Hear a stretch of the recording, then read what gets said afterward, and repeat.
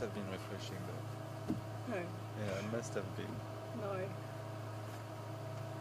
Cold and wet down there.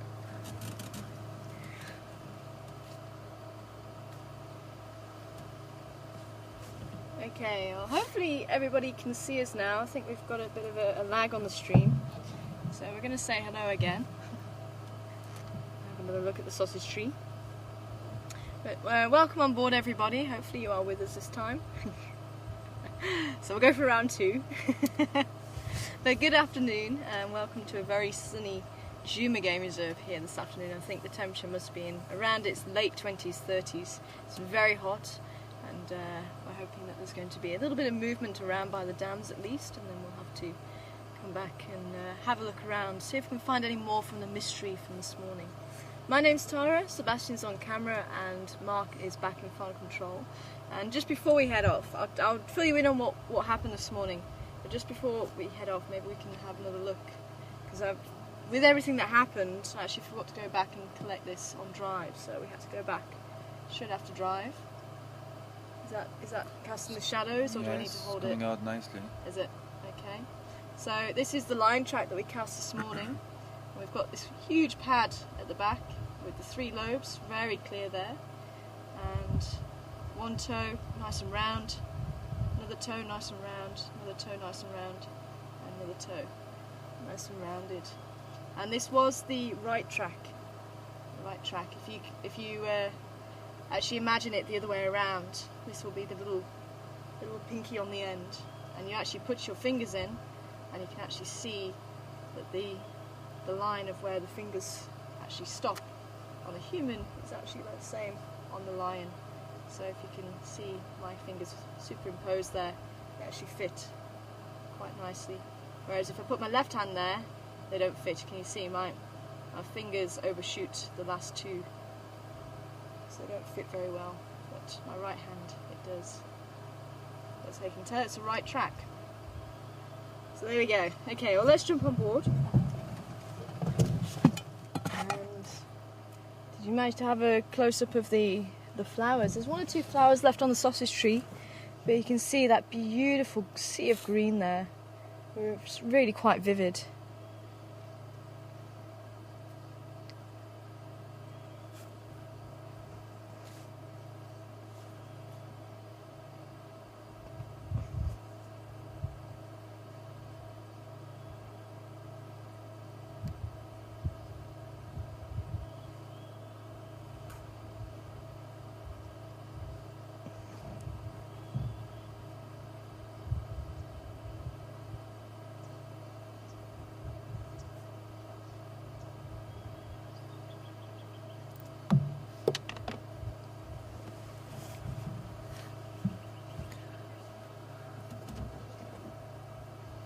That. Hmm?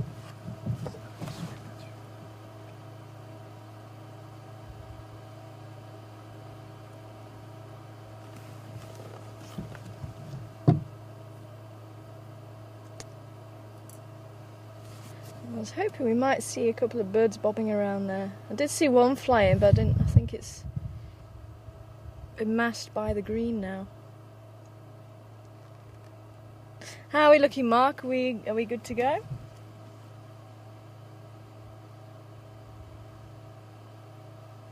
Awesome. Okay, well let's continue on. I think there are a couple of birds there just bobbing around in the back. So what happened this morning? We had a bit of a mystery this morning. We found part of an impala leg because there was a couple of vultures circling over with battaliers. Quite an interesting angle we're at there. So we saw where the vultures were flying in, and then we noticed, or Sebastian noticed, the 2 vultures on the ground, and I noticed Gordy sitting up in a tree not too far away from them. And they were actually eating something. When we went up to have a look, turned out to be the leg of an impala, probably looked like the front leg of an impala. It didn't have the black tufts of the gland at the back. Fairly fresh, sometime last night. I had a bit of a minor blonde moment, forgetting my timeline with Karula, thinking that she could have been from that kill that she had, and then I forgot it was actually about a week and a half ago, which is a little bit too long. And also that hyenas were sitting underneath the tree waiting, and they did have the scraps, so it probably wasn't from that. And as I say, probably a little bit too fresh. What puzzled me was that Gordy was sitting there and he wasn't barking, he wasn't showing any interest whatsoever. I'd love to know why. We had a scratch around, we couldn't see anything in the tree, we couldn't see anything on the ground. I just want to see if there's any sign of vultures. But I think the other vultures were coming in because of the two that were already in the tree, and they were trying to see what was going on. And also the battaliers as well. I think they were trying to work out what was going on and where the kill was. And I don't think they actually found it. So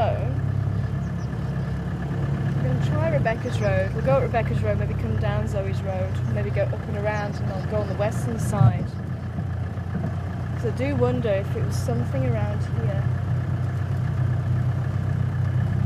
Either that, or the whole carcass was on the floor and somebody actually stole it and maybe took it away. Maybe hyenas dragged it away. It's worth having a look. We did have a couple of leopard tracks coming in here. And of course, it is the last day of Whodunit. The last day. Remember, we do have tomorrow. Sebastian will be on drive tomorrow. The lions came down here. Went up this way. Remember, they came down Finneman's cut line and came up this way then. And then crossed over.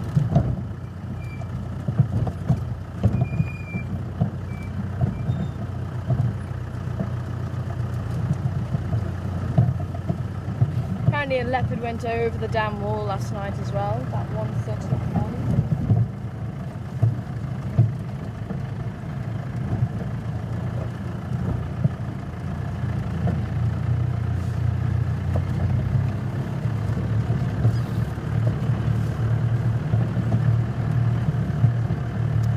Maybe we do need to check out Chelapan as well at some stage. But it's worth just driving around and checking the roads that we didn't get a chance to check this morning. So unfortunately we did run out of time, which was quite annoying.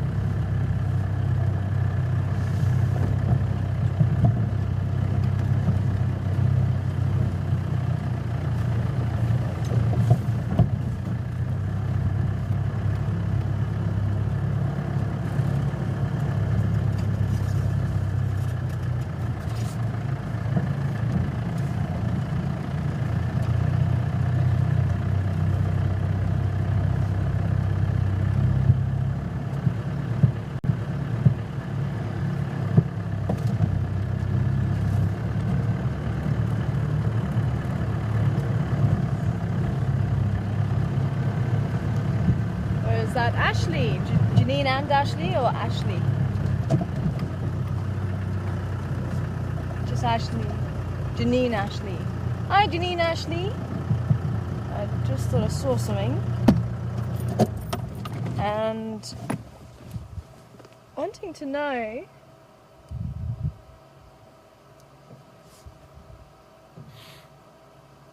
it's a branch just at a very odd angle. It almost looked like it was leg or the body of a snake. I wanted to know what Mpumalanga translates as, and I remember hearing it a while ago, and for the life of me I cannot remember what it was. Mpumalanga. Where the sun comes up, that's it. Thanks, Mark.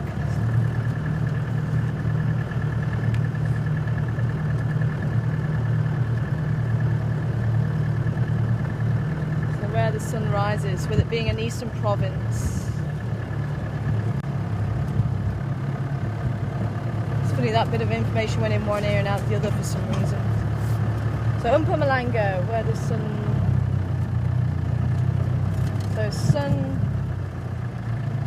So sun is Langa, and Puma is to come out.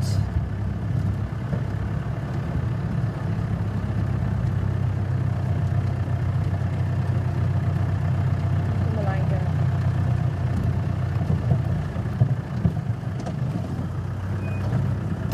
There's a little steamboat just through there. Can you see it? A little steamboat. Quite far in. Just by the termite mound. Can you see it?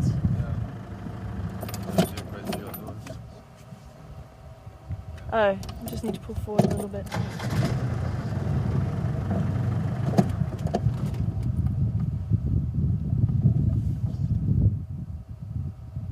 Dwarf antelope there, steenbok.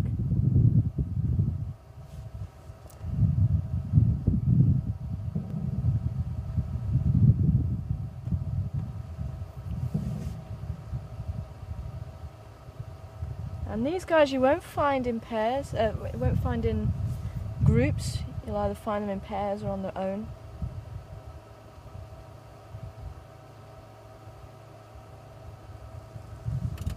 And just from here you can see the colour of them. Excuse me. Excuse me again. Thank you. There's that beautiful brick red colour of the steenbok. The Dacre, which is fairly similar in size, just a little bit more stocky in the body, is grey in colour. The grey Dacre that we have here, or the common Dacre. And just like the other antelope, it is a ruminant, so you can see it's actually just chewing the cud there. It's picked a sheltered spot, a shady spot, and it's chewing the cud. And you won't find the dung of a steenbok. You have to go digging for it, because it's... dung actually gets buried.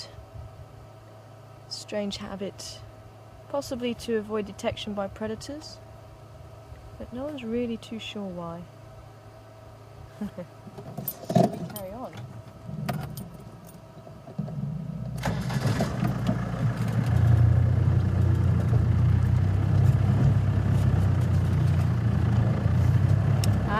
Paul Ashley. Paul Ashley. Paul Ashley. Sorry, Paul.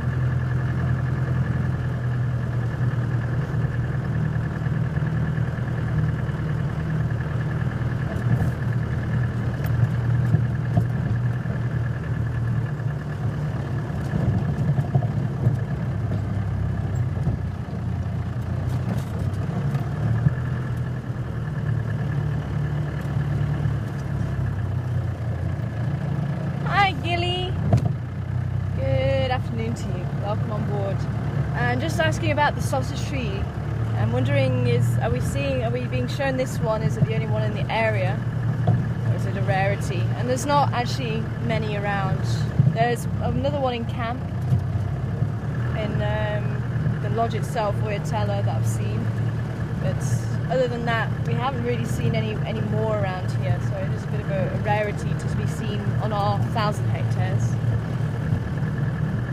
And wanting to know, do animals eat the fruits and the flowers? And it's quite unusual to see the fruit and the flower together. And yeah, it hasn't got the fruit as yet. The flowers will get fertilised, as I'm sure you're aware, and then the fruits will start to develop. And the fruit, I don't know if you saw Mark, but the fruit is about this sort of length, about that sort of thickness, hence the name sausage tree. This out of the way.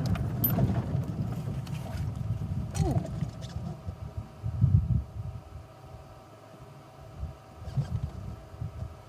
Listen out for the ghost bird, I just heard it calling.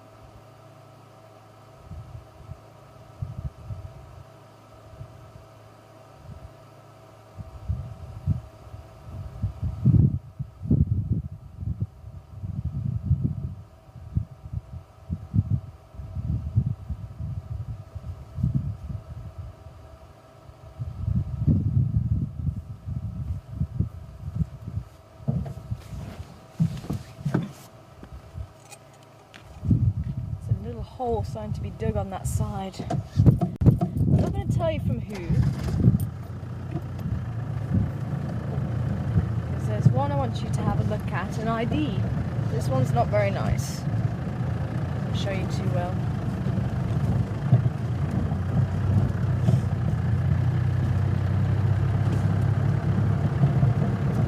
It's not very clear, it could have been a couple of possibilities.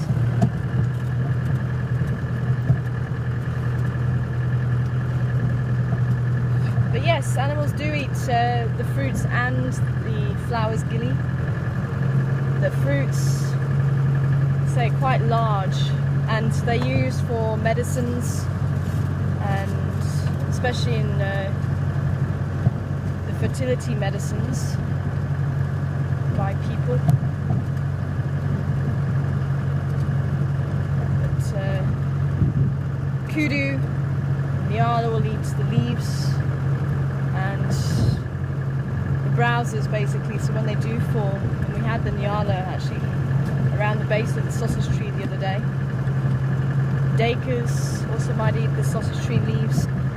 The bats will drink the nectar as well as the birds. The bats are one of the pollinators of the sausage tree, the fruit bats. But the actual fruits themselves, they might even be eaten by rhino, as well as kudu and elephant. Elephant also eat the leaves, sausage tree leaves, flowers. Why do I keep saying leaves? Oh, hippo as well, apparently. That one I didn't know. Hippo eat the fruits, apparently. Lions came up this way too.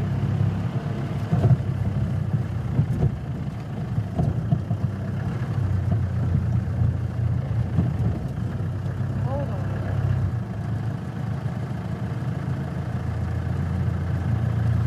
I think Henry came down here this morning.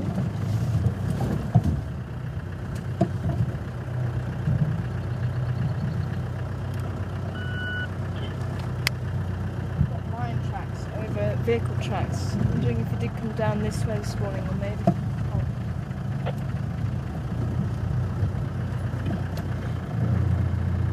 Henry, come in.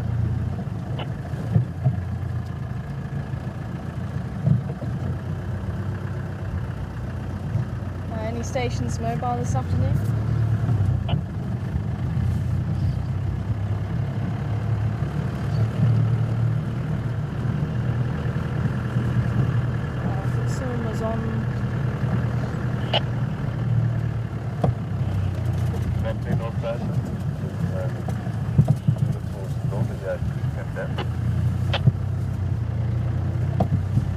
Good afternoon, thank you very much.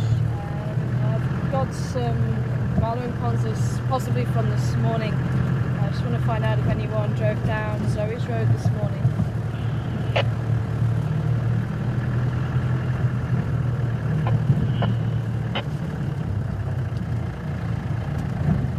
I think Henry went the other way. So I haven't got any other tracks over, but it might be worth us checking out Treehouse Dam. Might be worth us.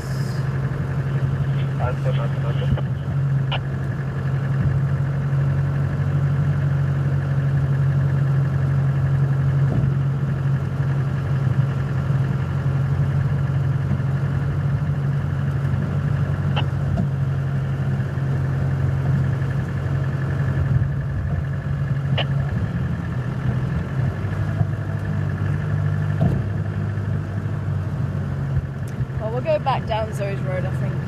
Have a quick look. But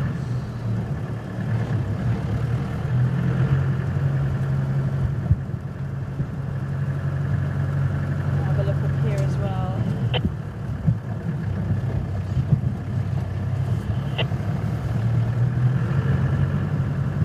There's definitely the tracks that I was on this morning. The cats went up and over.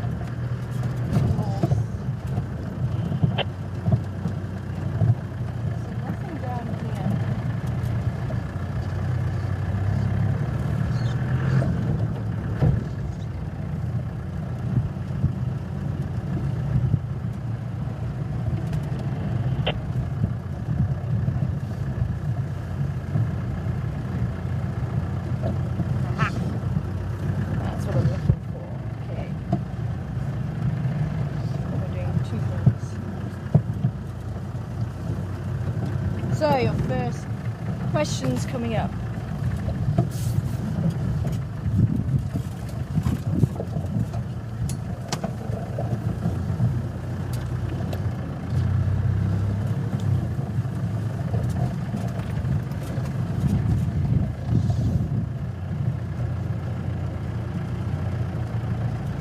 Ah, okay. Were you a bit close, or is that okay? That's fine. Yeah. Okay, Raisa, for those of you who may have missed what the answers were this morning, I was going to put them all up on Facebook this afternoon as well, so if you do miss them, don't worry. But this morning the bonus question was guinea fowl, and then we had the 31st, 32nd and 33rd questions, which was lion track was the first one, genet track was the second, and leopard dung was the third. Now this is the first one for this afternoon. This is question 34.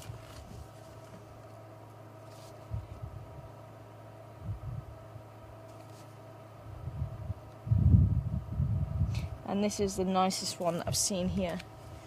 And so the other ones, that other one probably was done by the same one, by the same animal, but this one shows very, very nicely. I'm just going to jump off and see if I can actually have a closer look, maybe see if there's anything moving around inside. If not, then we can maybe jump off and have a close look. Or can you see the marks in there?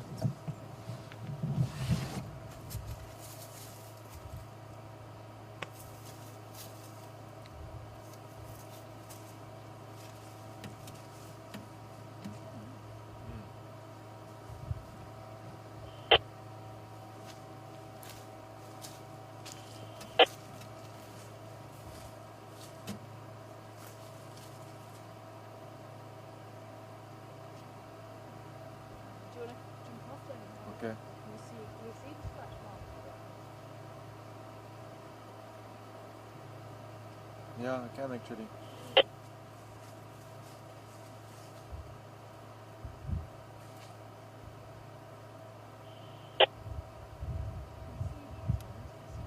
Yeah.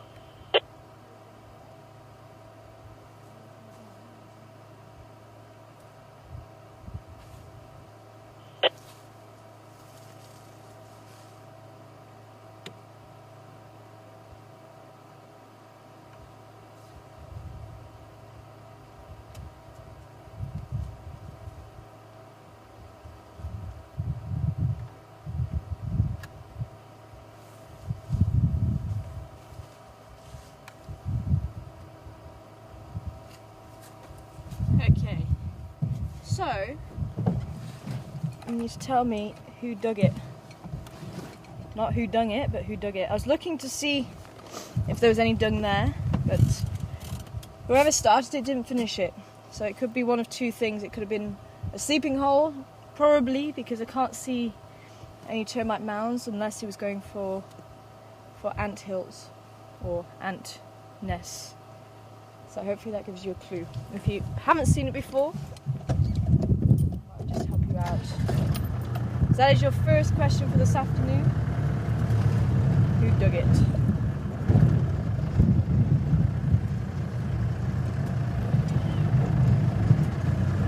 So you need to send it through, I'm sure you know by now, questions@juma.com. Subject, line, who did it, and your name.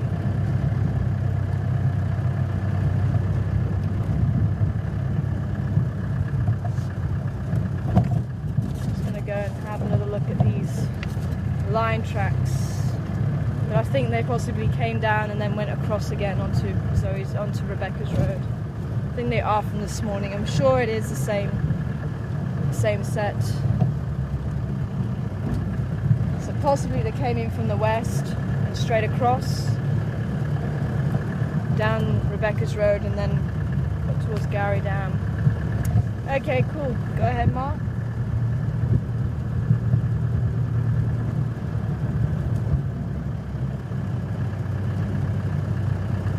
Sorry, you're breaking up very badly there.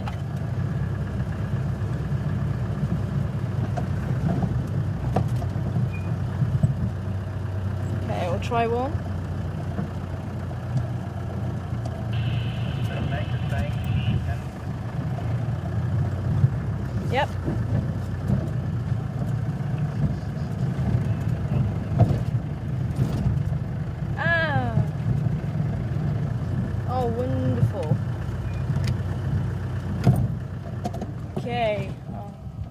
vehicle so I can actually say hello and welcome to Almonte Springs Christian School with the grandparents and children, and it's great to have you on board in Miss Mac's class. So if you would like to ask us any questions, and if you were able to guess the right answer for who dug the hole, then please do send it through as well, questions@juma.com. But it's great to hear you on board, and I'm sure the children are going to enjoy writing the diary of being on a safari with you. So great to have you, and let's see if we can go and find you some animals.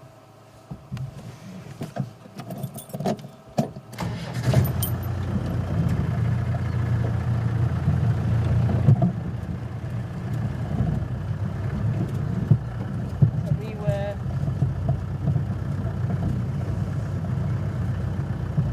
waiting for you to join us. That's why I haven't found any animals yet. Let's go and see if there's anything down at Treehouse Dam. Apparently there are lots of vultures on Pumbaa's access, close to Sandy Patch. Oh, is there? Okay. Nikki just let me know now. Okay, we're just getting word that there's a lot of vultures upon Sandy Patch. Yeah, on Pumbaa's access, close On to Pumbaa Sandy Teller's Patch, on the right hand side when you come from Pumbaa's. That's what she says. Okay, so we need to maybe go and have a look up there. The signal's not brilliant. Let's okay, well maybe let's go and have a look then. So Almonte Springs are on board. Okay.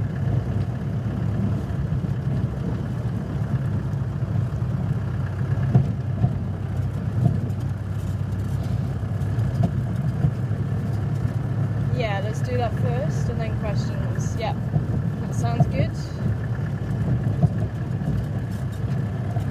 So first 6, Roy, Dean,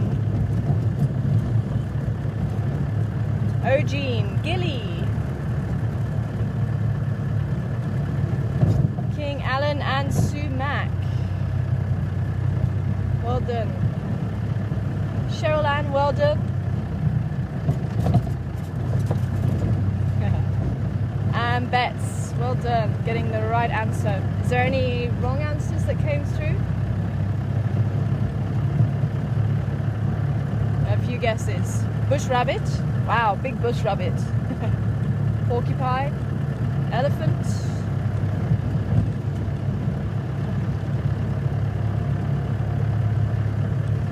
Okay, so elephant. You could have been right, but they tend to be more scrapes in the ground, especially when they're going for roots, and you wouldn't really find it that deep unless there was water there. Bush rabbits, well, we don't get the rabbits, we get the scrub hares, and they don't tend to dig like rabbits do, and that would be a little bit too big. Hopefully you could see my hand inside, and the size of it would be about this sort of size. Porcupine tends to, when they dig, they don't tend to dig as deeper holes as that, and they'll often take over holes or homes that have been dug by this particular animal. So sometimes you can, even if you're lucky enough, find a porcupine sharing the home with this particular animal. So that might just give you a few clues if you didn't get it right.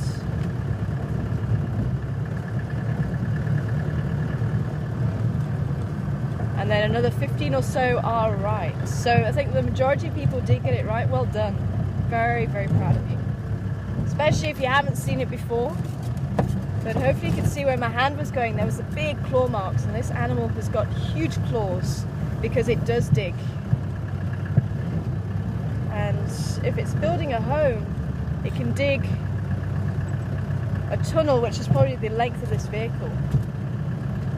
And they can dig maybe a metre in about 5 minutes, depending on how hard the soil is. A very strange looking animal. Long sticky tongue because it eats the termites and the ants. Big claws for digging to get into the termite mounds to eat. So I wonder if you've guessed it. I'll show you a picture of it. I'd love to show you one, maybe even tonight. You never know, we might. just quickly show you who dug it. It was, if I can find him,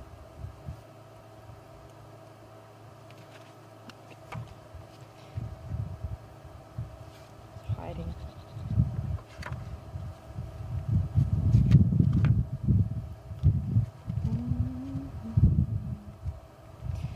There we go. This little guy. We were talking about him this morning actually.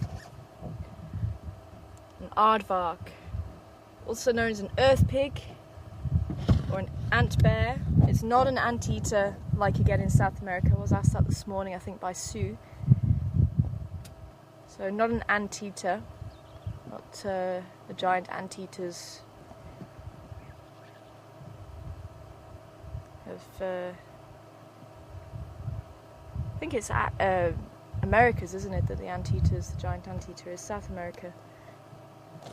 But also it does have this long nose and big ears, a bit like the anteater, and as I say, huge claws.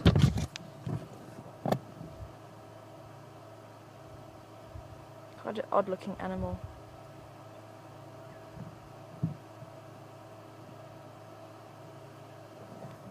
And very thick tail as well. Very, very thick tail. And the aardvark is probably about that big in body, not including the tail.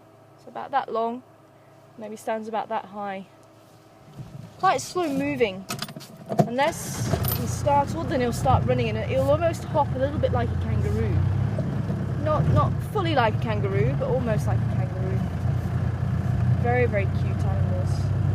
Oh, we have some fresh tracks in the road. Where the giraffes are. The giraffes should be on this corner here somewhere. They're that fresh.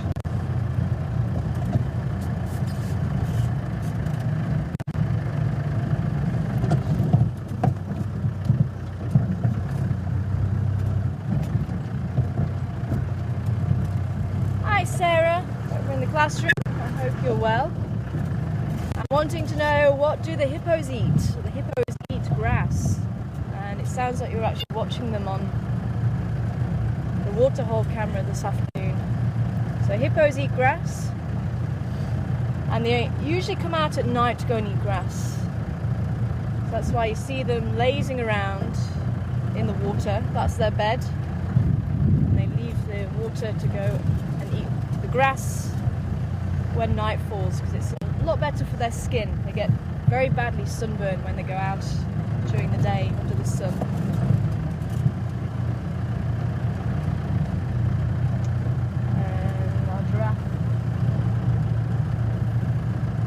Like it's already in thick bush. Couldn't have been that long ago that he wandered off.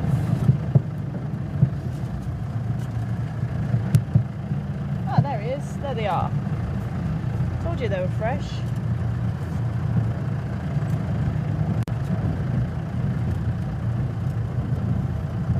So here we go. We got the world's tallest land mammal.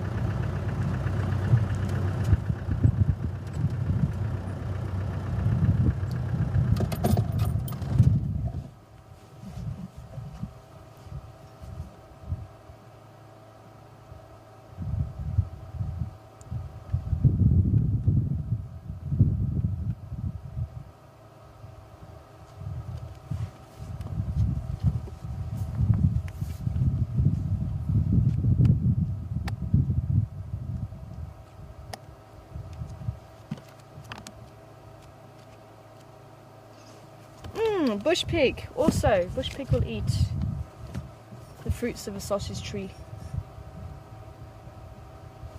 Forgot about that. Though I haven't seen any sign of bush pig around here.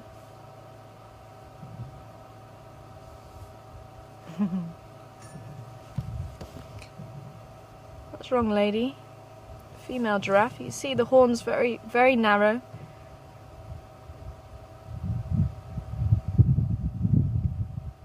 Good indication that it's a female.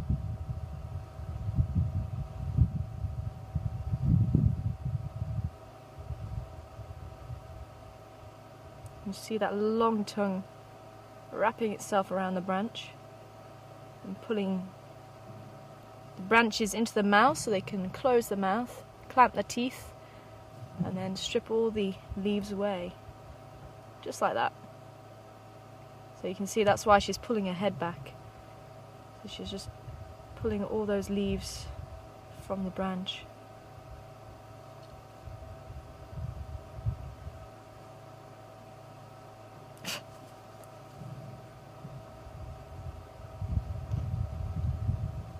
And that's probably her daughter. See, quite a big size difference still.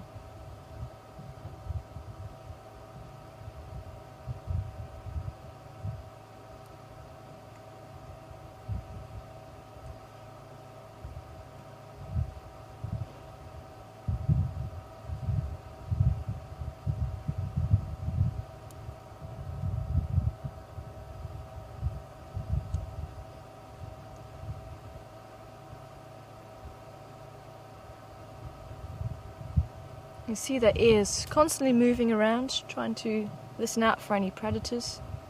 And those big, beautiful brown eyes, also very good at seeing predators. And they can see for quite a distance, they can see very far. Very difficult to sneak up on a giraffe. If you watch those lips, very rubbery, very thick. And when they're eating trees with thorns, stops them hurting themselves, and they've got tiny hairs on the end of the lips and the nose, and they can actually feel where the thorns are and where the leaves are. You see them wrapping the lips around the branch as well.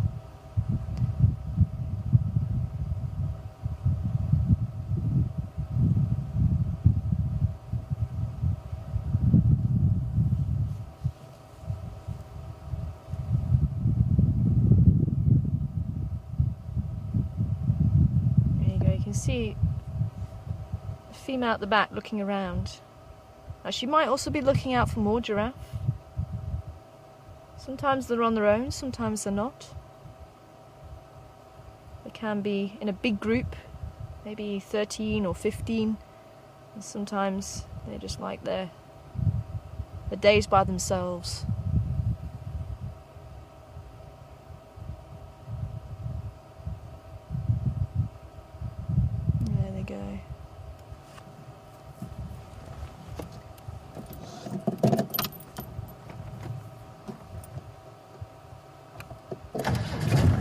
Wandering off into thick bush, we can't follow there.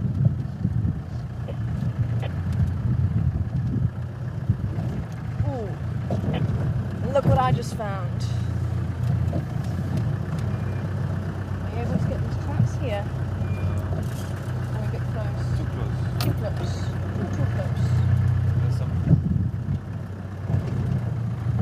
I think these ones over there are better. Sorry? These ones over there. So you want those ones? Yeah, I think they were better. That one there. Yeah. Okay, this is going to be your track question number 2. So have a look carefully. I'm going to go... Oh, I'm just a little bit too close. Hold on.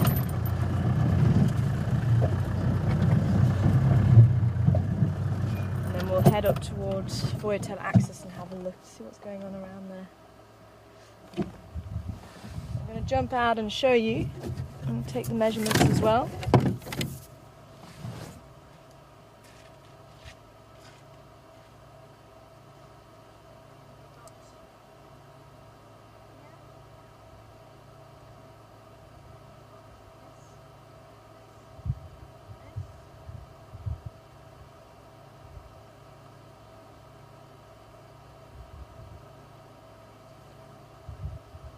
That come out nicely?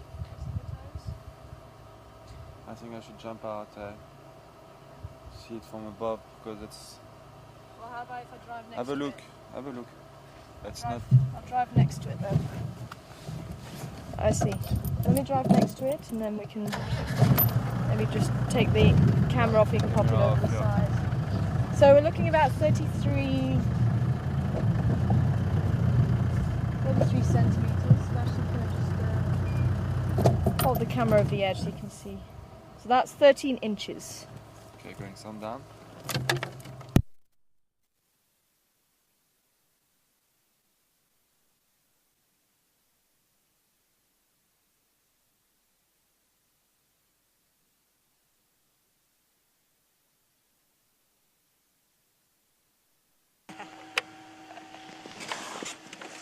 Okay, so this one here, so hopefully you can just tip it over and hopefully we'll have a nice view of it. There you go.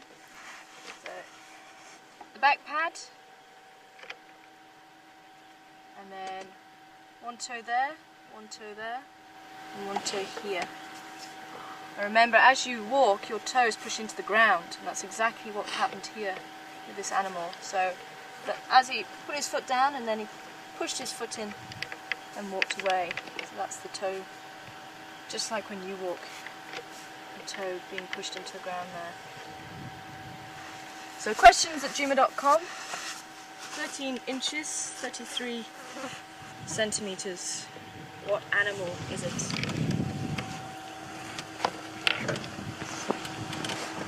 head up and see if we can find those vultures. Apparently they were seen on Warthogs access close to Sept. Sundown.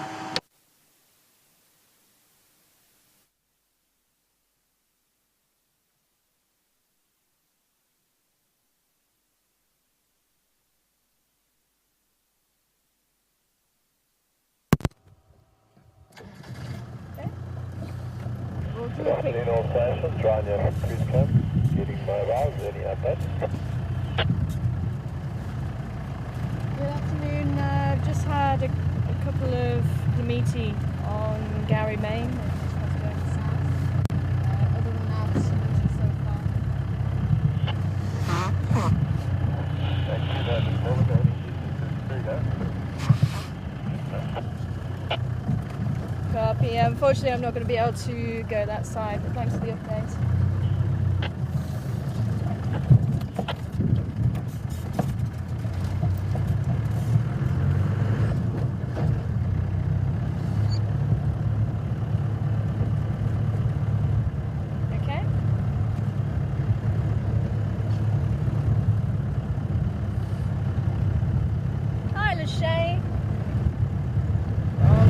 This afternoon and welcome on board. I hope you're enjoying the safari. Oh, sounds odd.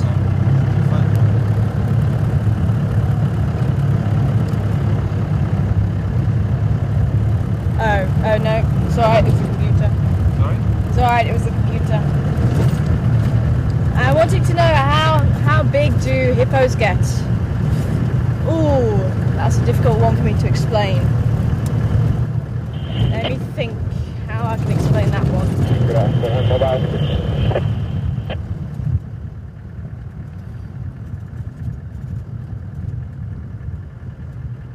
Well, we're heading round to Treehouse Dam. We're going to go via Treehouse Dam and then go up to Warthogs access. So let's see if there is a hippo in there for you. But if a hippo was to lay on my bonnet here, if it was an adult hippo, he would have the legs either side of the body.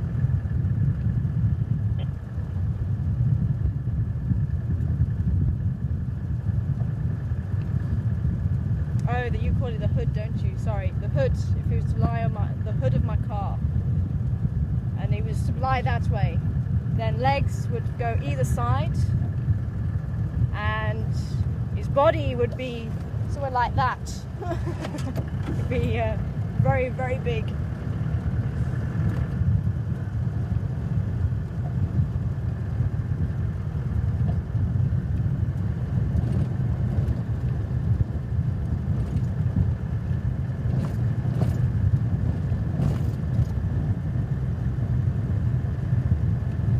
Hi Hilma, and welcome on board to you.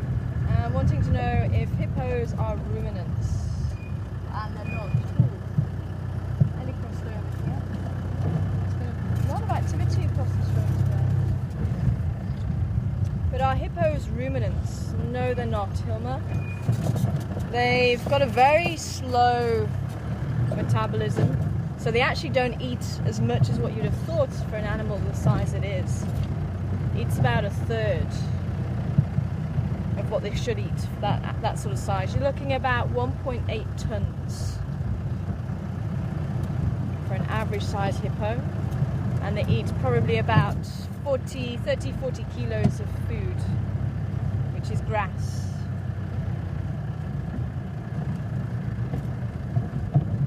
And they use their lips to actually bite the grass. They don't use their teeth, they use the lips, and they chomp the grass with the teeth and pull it up, and then they use the back teeth to grind it down.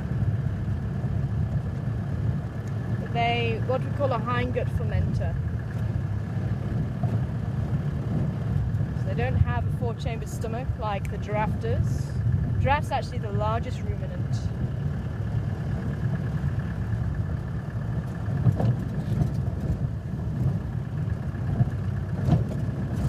So their digestive system is closer to that of elephants and rhinos and rabbits.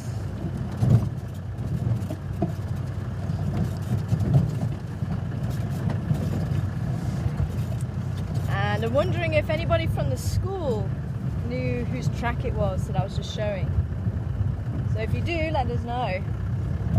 Can you recognise who made the track? Oh, lots of tracks along here too.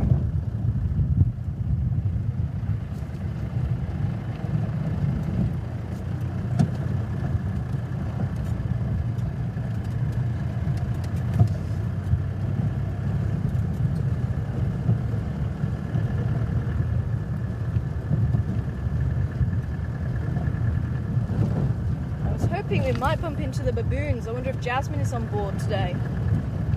She was asking about baboons and monkeys. So if she is, I'm going to try and find some baboons or monkeys for you.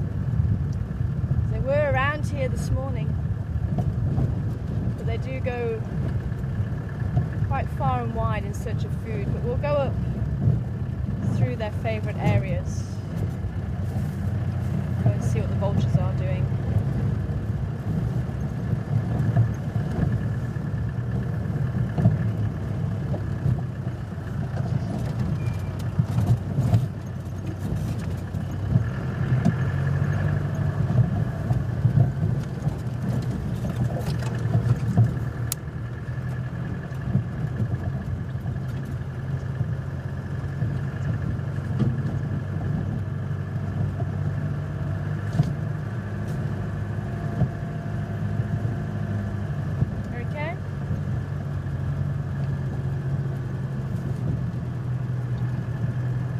Bobby G, well done Bobby G. First off the mark with the correct answer for the track. Binky, Raisa, well done. Second and third position. Fabienne, well done Fabienne. Oh, we have Linda B, well done. We've got the pair of hammercops just at the water's edge here.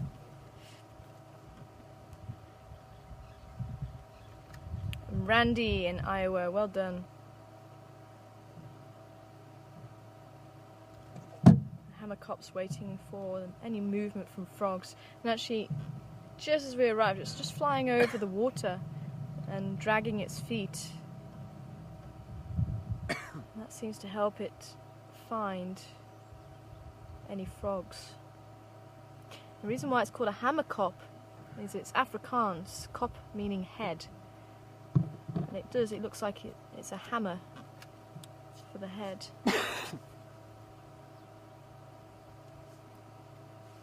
There is a pair here. Where's your nest, guys? I want to know where your nest is. They build huge nests. To about 50 kilos of sticks and anything else they can get their beaks to carry and put inside the nest.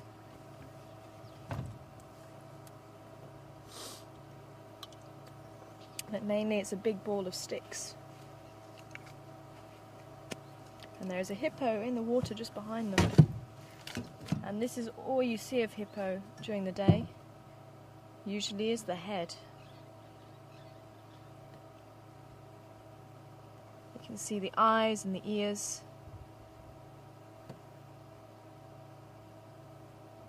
And they'll snooze in the water where it's nice and cool.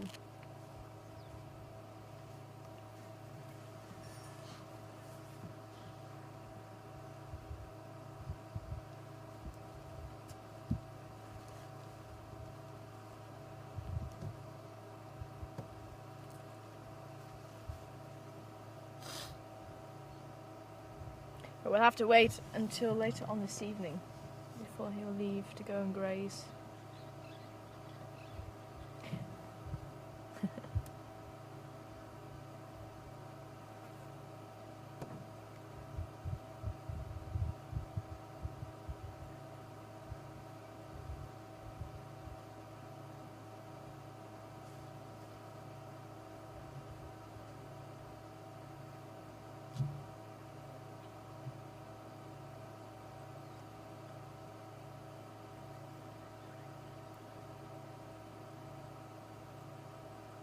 Oh yes, fantastic. I have Deer's on board. Deer has donated a beautiful painting of Rhino, and Richard Miller also has donated a picture that he'll put onto canvas. And the painting is at $400 US dollars. So it is still open until tomorrow afternoon at 6 o'clock. So if you would like to add any more bids to the painting, please do. And do you know what Richards is at, Mark? And that's to help raise money for the rhinos. And we've raised so far 23,303 rand, which is about $2,500, I think it was, or just under $2,700 US dollars.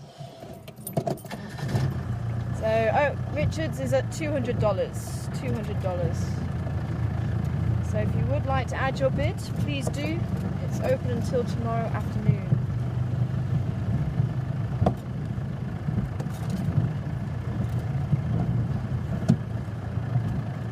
Okay. Which way to go? Which way to go? Let's try this way. Oh, looky, looky, who have we got? Don't run away, guys. Look, guys, it's Pumbaa. Real life Pumbaa. There he goes, running with his tail up in the air. Otherwise known as a warthog. And just like Disney said, they do eat insects as well as grass roots and grasses. Especially this time of year, they will eat insects and grubs and things like that. Oh, that's the other one, look. Coming to say hello.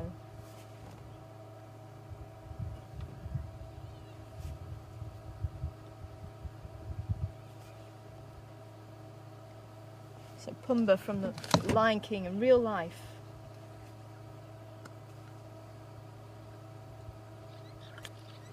And the reason why they run with the tail up in the air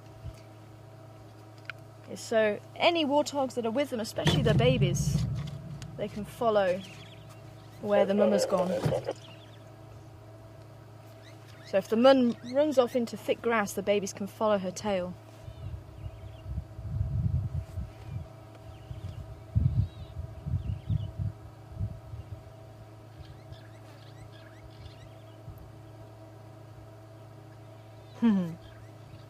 They're hiding quite well. I'm just going to try and move a bit further around the corner. We might be able to see them a little bit better.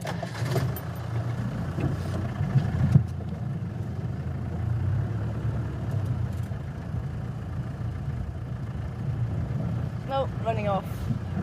They're very shy, these warthogs.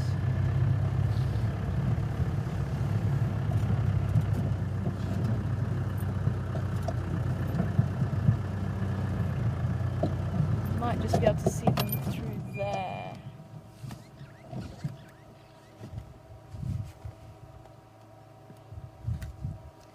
Or do I need to move? Can you see him? go.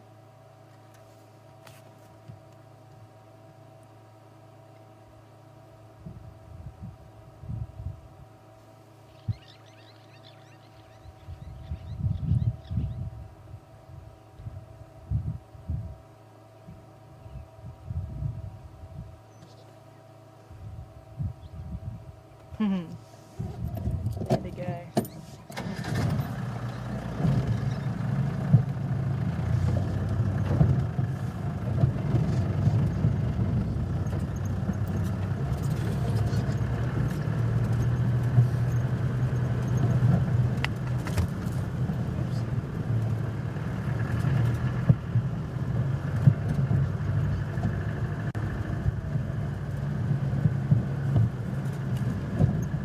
If someone finds vultures, it's a good possibility there's a predator around.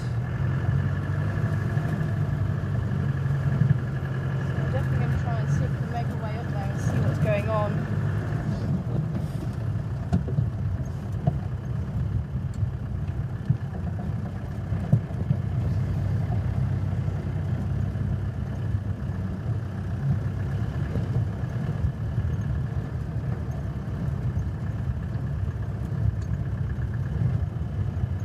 Well done. Thanks, Miss Mac. Well done to everybody in the class. Apparently there was a few guesses for elephant. I think that was most of the guesses. Most of you thought it was elephant track. Very close. I can see why. It was very big. And some thought hippo, and some thought rhino. So those who thought rhino, put up your hands, because you are the winners. It was a rhino track. Well done. I'm very proud of you. So maybe one day you're going to come out and do my job. You're going to become a South African guide. It was a rhino track. Rhinos have 3 toes.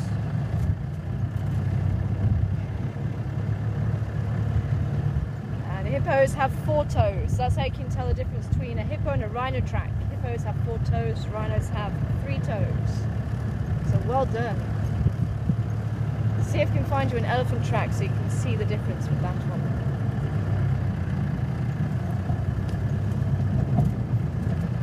Let me see if I can stop here and I can show you my book at least. Just quickly.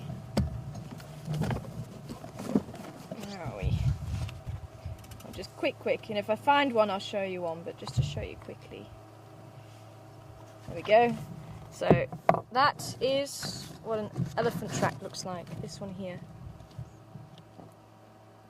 So big and round, and you don't really see the toes, even though they can have 4 or 5 toes, you don't really see them. So that's the elephant track. That's the front track, that's the back track, but this is what we were seeing was the rhino track.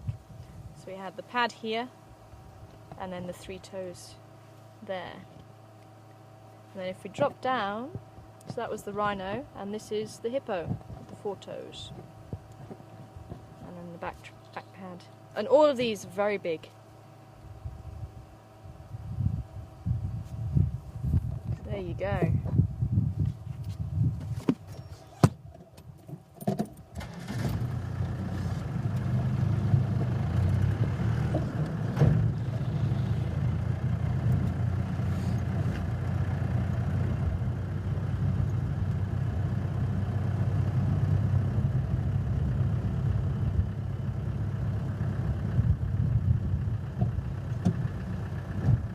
Shame. Sorry to hear you're not feeling too well, Shan. Hope you get better soon over in Tampa, Florida. Welcome on board this afternoon.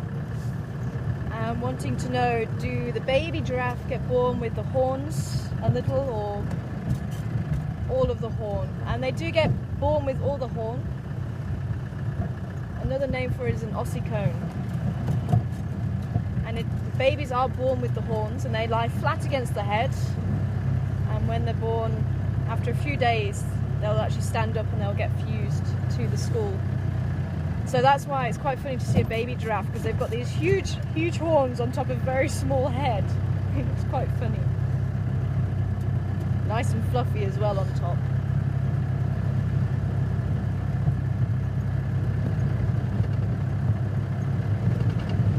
Ah, thanks Gilly. Okay. We're going to head that way. Apparently the Gary gang are at the dam.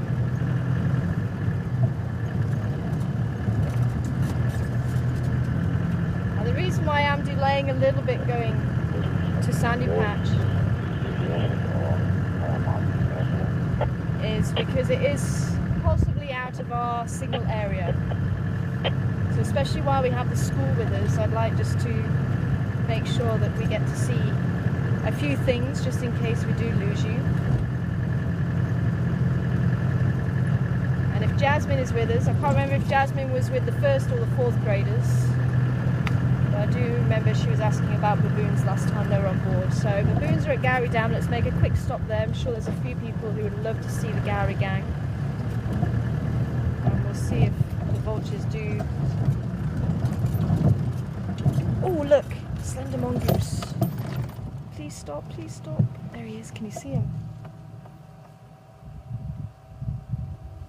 Oh. Let me just see if I can roll forward and might be able to pick him up again.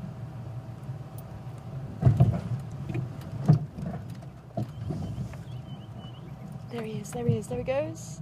Oh, too fast. It was a tiny little mongoose. There's this little guy.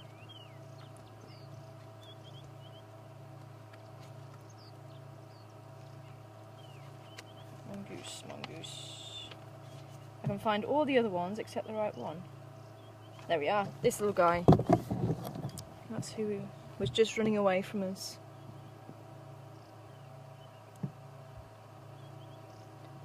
So that was a slender mongoose.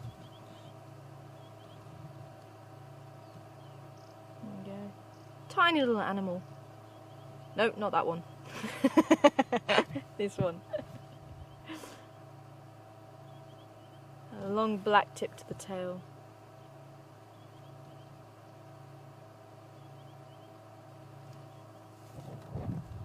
There we go. You've got to be quick with them. They're probably about this long. Looks a little bit like a ferret.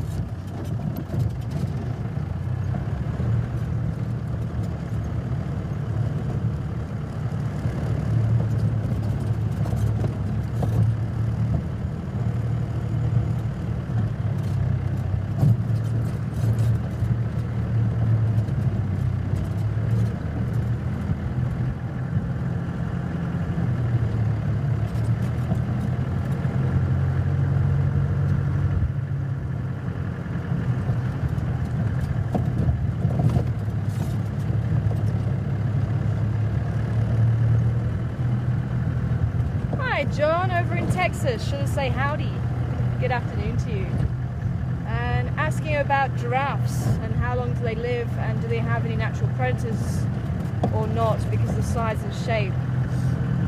And they live on average, you're looking at about 20-25 on average for a giraffe in the wild. The oldest on record is about 28 years old. And predators they do have. When they're young they do fall prey to a hyena and maybe leopard sometimes, maybe wild dog, lion, but adult giraffe are more susceptible to lion than anything else.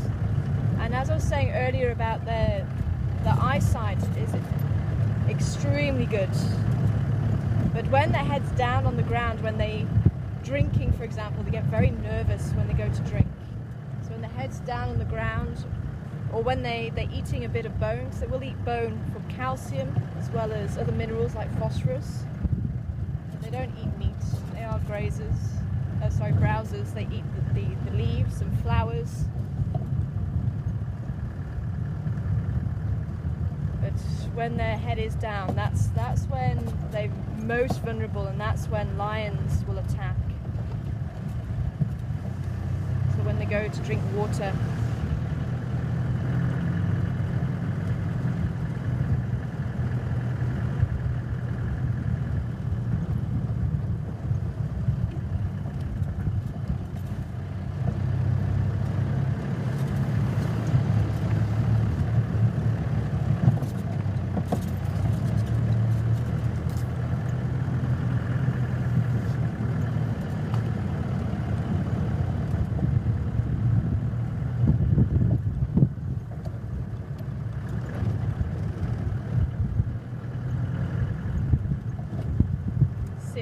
catch up with the Gowrie gang. I've come this way just in case they're on the way up this side. And I'll have another look. Oh, there we go.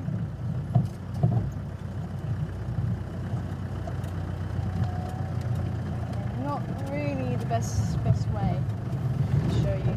But the hippo, just going back to the hippo walk side by side like this. So they actually have, they make a bit like a road. They walk side by side. Whereas elephants and rhinos walk one foot in front of the other. There's some tracks there, but I was on the wrong side, and every time I tried to move the vehicle, the sun was on the wrong side, so it was casting the shadow. So you wouldn't have been able to see very nicely. Okay, let's see if we have the Gowrie gang's cooperation. I'd love to show you the babies, Genesis and Evelyn.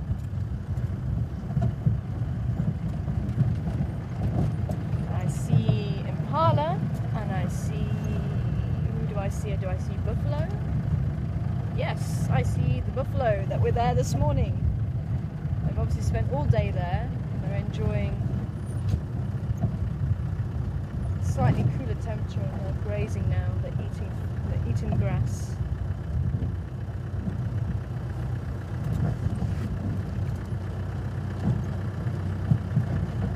We're a little bit close to the buffalo.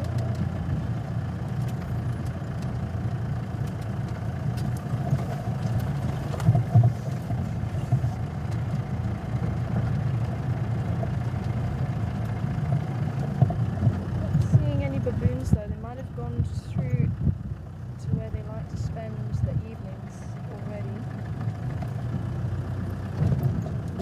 Sorry ladies, so there we go, we've got some impala there. And buffalo just in front of the lodge actually.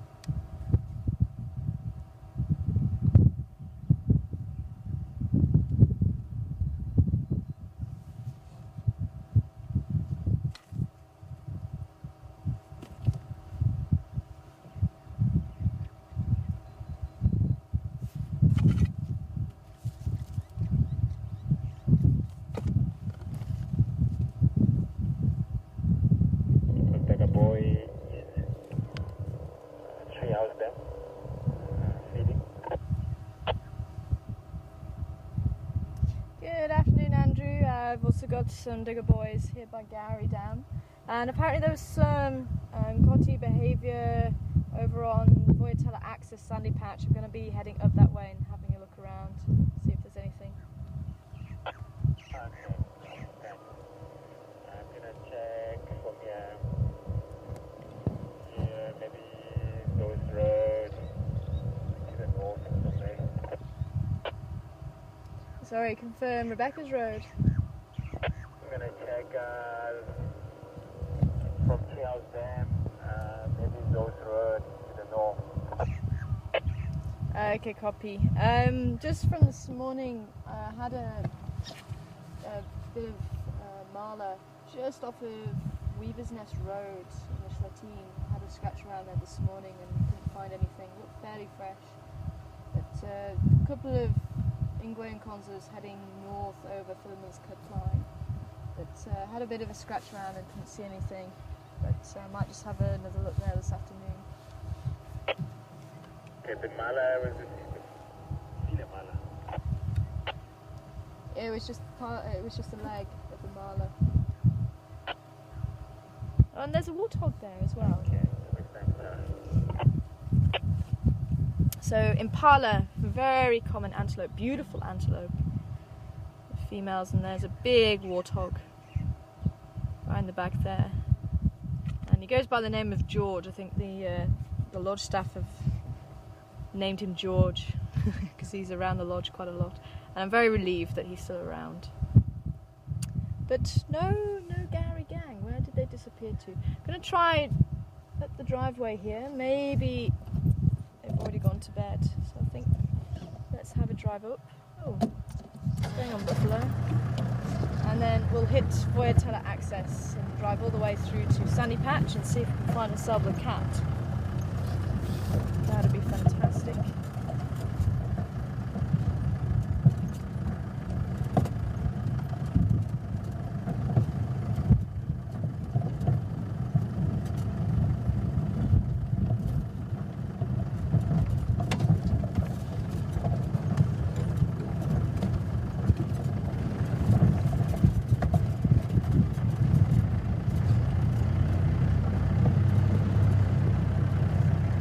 wondering if the baboons went up a drainage line around the back of the lodge.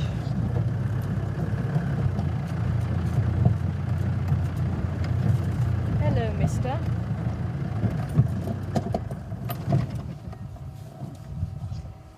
Hey, beautiful old boy.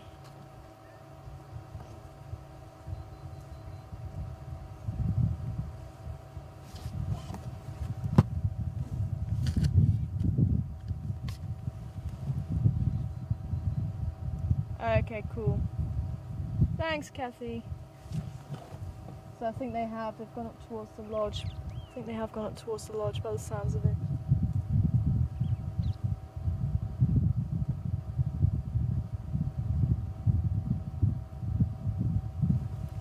But these old buffalo, you can see they're starting to lose their hair. Especially you can see on this male with the sun shining just on his rump there, and he's lost a lot of hair. So they're having to go and sit in the water just like the hippo do to protect their skin, and also roll in mud, and you'll see there's one that's got a lot of mud on his body. So he's been rolling in mud to try and protect his skin as well. And we call them Dugger boys because Dugger means mud in Zulu. That's one of the languages that's used here in South Africa. So Zulu. Dugger meaning mud. He doesn't look too impressed. You can see the oxpeckers, the little birds sitting on the back. There's two of them. The red-billed oxpeckers. We're able just to have a quick look at them. There we go.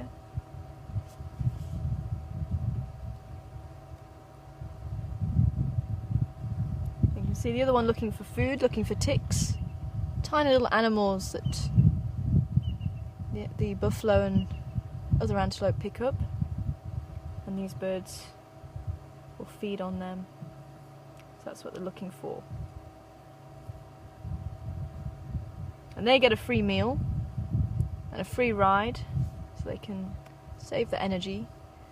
And the buffalo wins because he gets rid of all his ticks.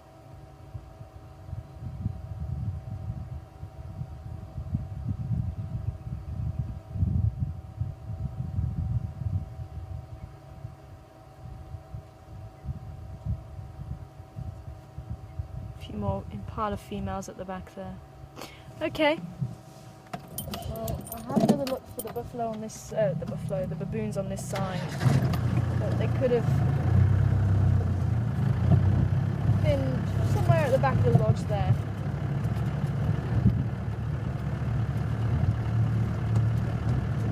Hello, mister.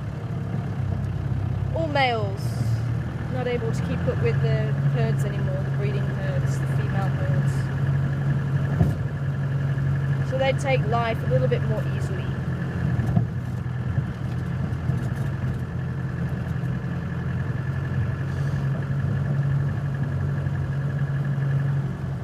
There's the guinea fowl. Anybody wondering whose dung it was this morning? The bonus question. It was these guys. The guinea fowl. With the bright blue heads. Heading to their normal trees to roost in. I'll be heading that way soon.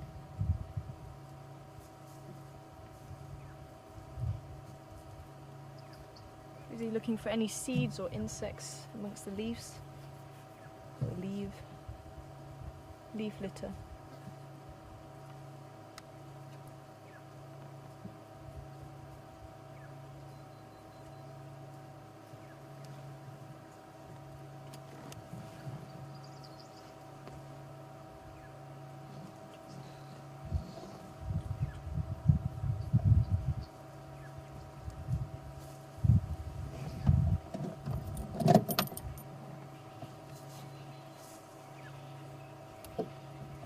Okay.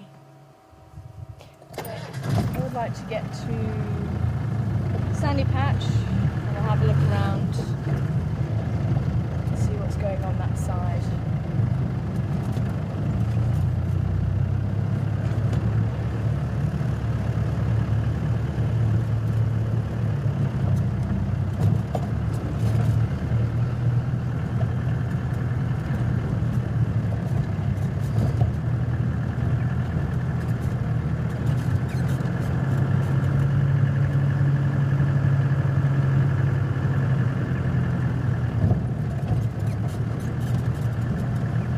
if anybody's following us on the map, we're on Voyatella access now.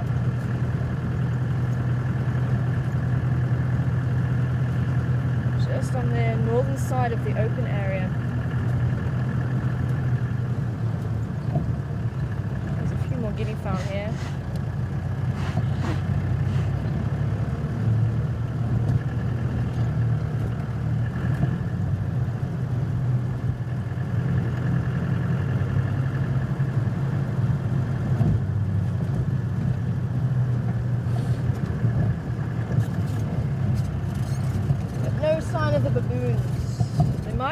Way towards Graham's house. That's what they've been doing the last few days, I think. Heading towards Graham's house. We had Gordy in camp yesterday. I was sitting in my room, writing the blog, and then all of a sudden I just see Gordy walking past my room. Big male baboon. And believe me, he doesn't look much with the females, and he doesn't look much on camera, but when you've got him just a few meters away from you, he is a very big male baboon.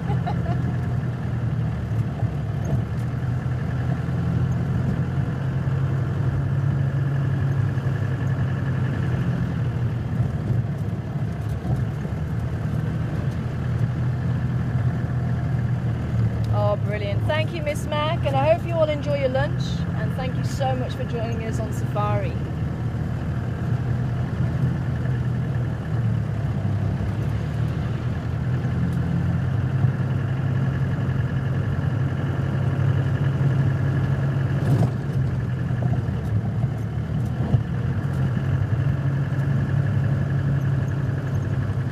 Minerva! Might have missed a small, just at the start of drive. There's the cast of the paw print. I did forget. Mark's saying lion track to me, and I'm thinking he's talking about the lion tracks we saw Philemon's cut line. But here's the cast. We did go back for it. So I'll stop at Sandy Patch. I'll have a look around for the vultures.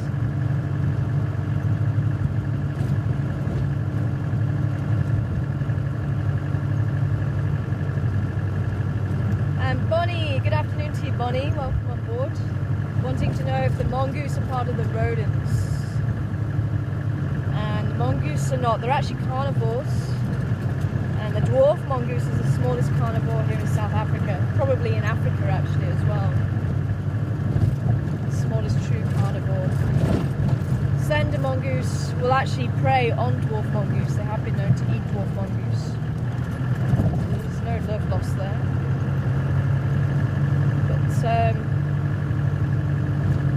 They are quite capable little predators, put it that way.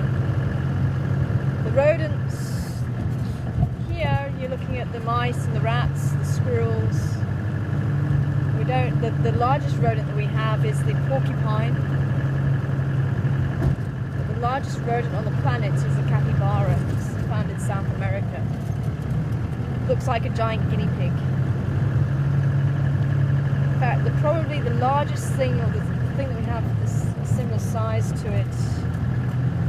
Just trying to think actually.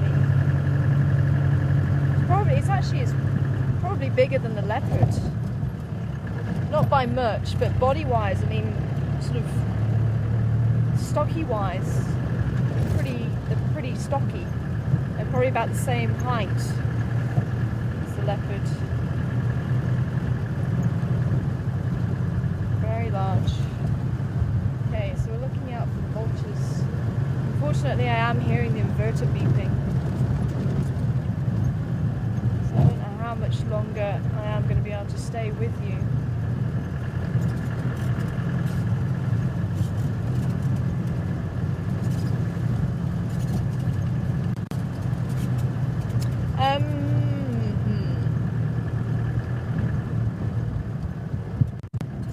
Said Sandy Patch on the right hand side. Yeah. But was that her coming down this way or going that way? From Buyas. Coming from Voyatella. Yeah. So going from Voyatella this way? Yes. Okay, so it's there, I see them. I'm hoping you're going to stick with us. Let's hope the signal holds. I am seeing the vultures.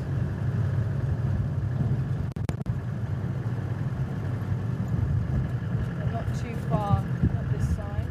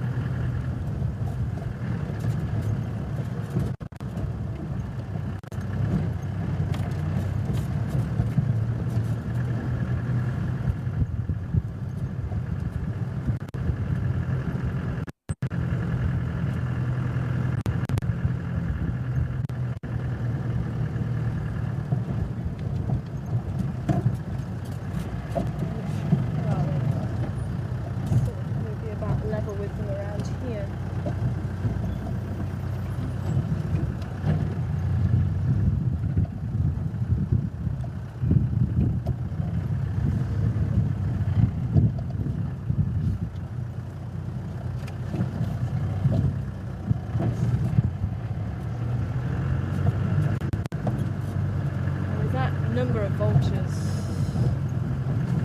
There's got to be something here. Ah, there's the tree.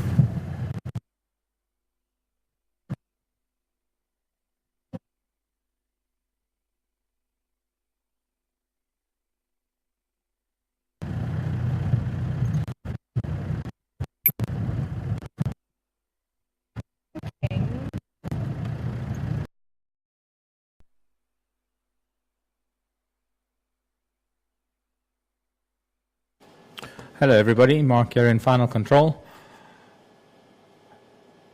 Hope you're all with me at the moment. I'm just waiting for some sign that everybody's there in chat and I'm on time with you, chatting to you. Tara and Seb have gone off-road. They're looking for some vultures, but the beep, beep, beep of the inverter is something we're getting concerned with. So for the time being, we've switched off the equipment so that if Tara finds anything, we'll cut back to her. But it looks like we're going to have to maybe cut back to her just for her to say goodbye and close down the drive early, just to make sure that we've at least got some drives tomorrow with Seb. So good that you're hearing me. Thanks very much. And well, I'll just show you a few pictures in the meantime, a few slides. I was playing with them earlier before drive. I don't know if anybody caught that. I don't think there was anybody here on the Safari channel. But yes, Mary, it's getting earlier every day. We do have a problem, and it's something we experience every 8 to 10 months or so. It's from cycling and running down the batteries twice a day, every day. One of those things. Technology has to catch up with us, I suppose.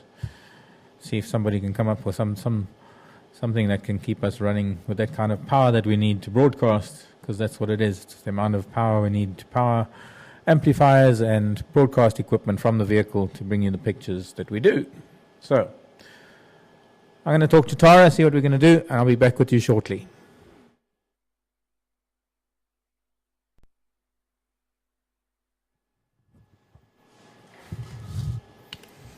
Okay, it looks like I'm being called to answer. Oh, it looks like it's also very loud. How's your sound, everyone? Is it too loud? Are the batteries NiCads?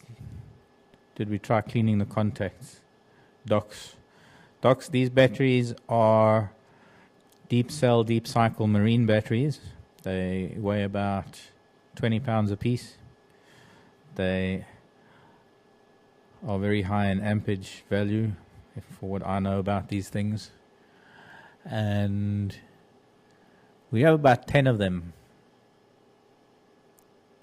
And we have had some offers to buy new batteries. Thank you very much, because maybe some of you, well, that particular person has... Oh, I've got to talk to Tara. I'll be back with you shortly.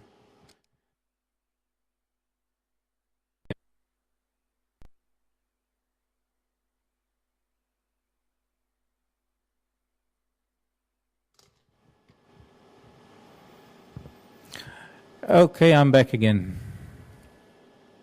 What we'll do is we'll open up somewhere close to camp. Oh, I'm too loud again. Thanks for the feedback or the messages to say that you can hear me.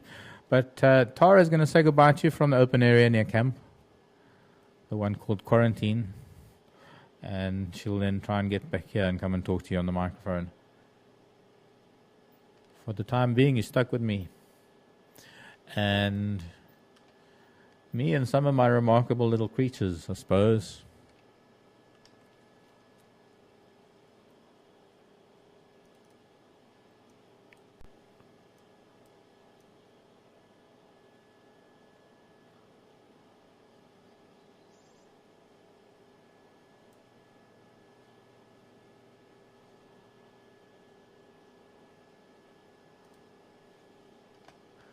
And then Tara will come and take over from me. Sorry, I'm just playing with photographs, because you've now got, according to my screen, you've got that emerald green caterpillar with a big one in the background.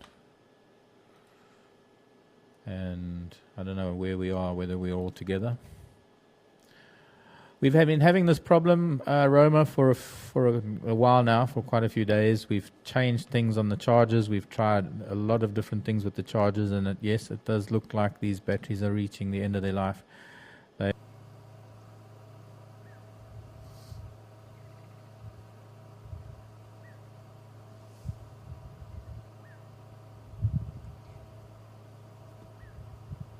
Okay, I'm hoping everyone can hear me. Welcome back. We did have a scratch around. Unfortunately, we couldn't find anything. The bush was very thick. So, unfortunately, with the inverter beeping, we are going to have to say goodbye. And, yeah, unfortunately, oh, you can hear me. Okay, cool.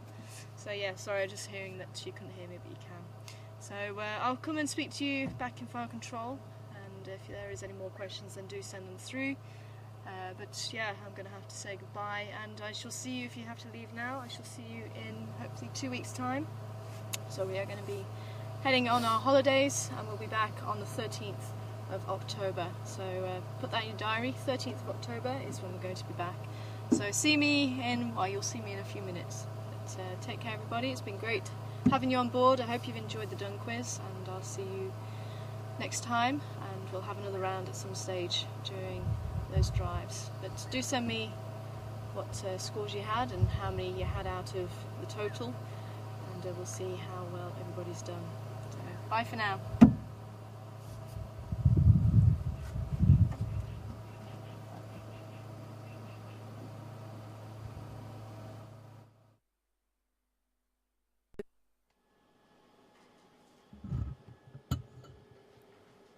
Hi everybody, this is Time Final Control, and we're back. Vehicle is on charge. Hopefully we'll get a bit of a drive out tomorrow, and yeah, we're not too sure if it was the charger or not, but it looked like the chargers were all fine, so I don't know if the batteries are on the way out. But yes, if you would like to ask any questions, then feel free to send them through to questions@juma.com, and we'll see if we can have a bit of a chat. And I see there was Marsha at DJ saying we're not to announce when or where rhinos were seen so that poachers can't use the info. And it's basically just the rhinos themselves. So I'm sorry you're disappointed that we showed a rhino track, but it's actually just the rhinos themselves. The thing is, at the end of the day, the poachers know rhinos are here in the Sabi Sands, and they know that they exist here, so there's no hiding that, so there's no harm in actually showing the rhino middens or the tracks. The tracks that we saw weren't fresh, so that's why I specifically chose them. So that's why, as I say, that's why I did use the rhino track and the rhino midden, because, as I say, at the end of the day, the poachers do know that they're here. There's no hiding that, but it's just to not show the rhinos actually on drive or on the cameras. Obviously, there are times where it may just happen. I think there was a rhino shown the other night by accident. We were driving along and we bumped into a rhino. So it does happen. It's not foolproof. But as I say, it's just a precaution, basically, just so that they don't pinpoint, okay, there was a rhino definitely there at that time. Because that's obviously a lot better that you can actually see the rhino, and you can record what time it is, you can actually watch where it goes and that sort of thing. So that would actually help them more than just having the track. We didn't show which direction the track was going in or anything like that, and that's why I've been avoiding just saying where we found the tracks, just to help that one out. But I don't see any reason not to show the tracks or the dung, purely for the fact they do know they're here. So I hope that answers your question, Marsha, and yeah, I'm hoping that you're not disappointed now, but if you are, I do apologise. But as I say, on our side, I don't think there is a problem showing that.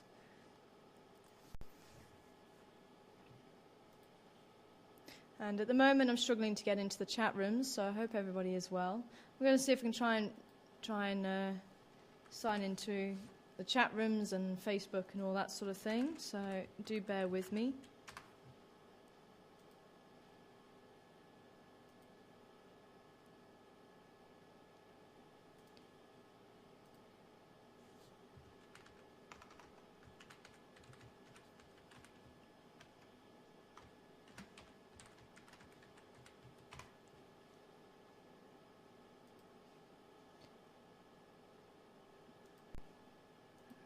just trying to get onto Facebook. I'm thinking I might just pop in as Tara. Sorry, Mark. Let me just check. Yeah, I'm still signed in as Mark. I have tried to sign myself in, so if I do say hi, it is me, not Mark. But hi to Docs, Kathy, H2O, Addie, Ryan, Minerva, Liz, hope you're all well. And Sandal, Mary, Simply Chris, hope you're all well there. Sue Ellen,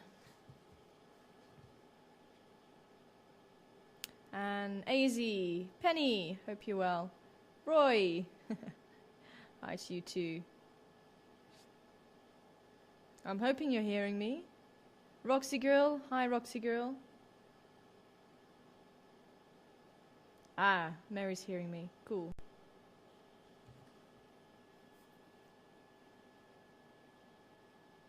Oh, no worries, Gilly, no worries. Apparently the baboons turned up on the camera, so they must have been hiding away from us. And Die Hard, hi Die Hard.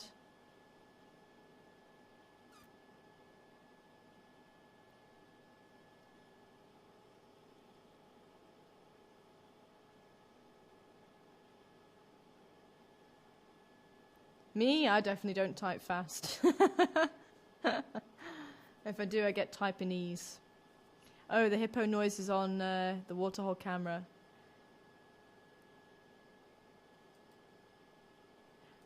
Oh, there's a 10-minute lag on the Warthog camera. That's possibly why. That's possibly what happened. Still struggling to get into Ustream.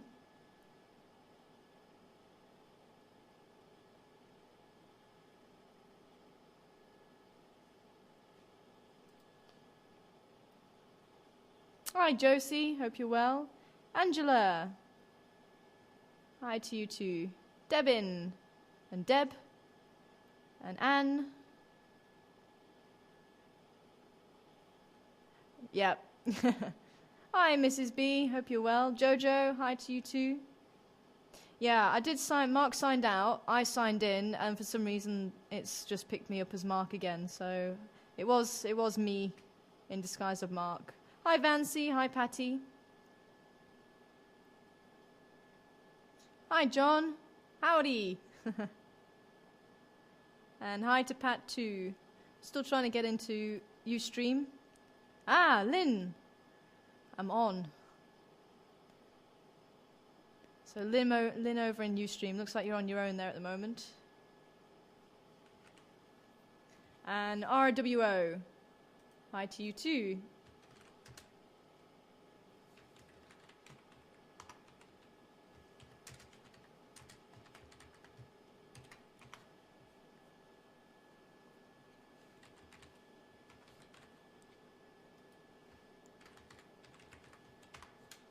And Sarsaparilla, hi to you.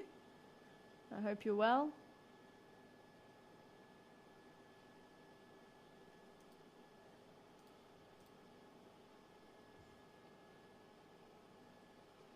So just popping over to the emails that have come in.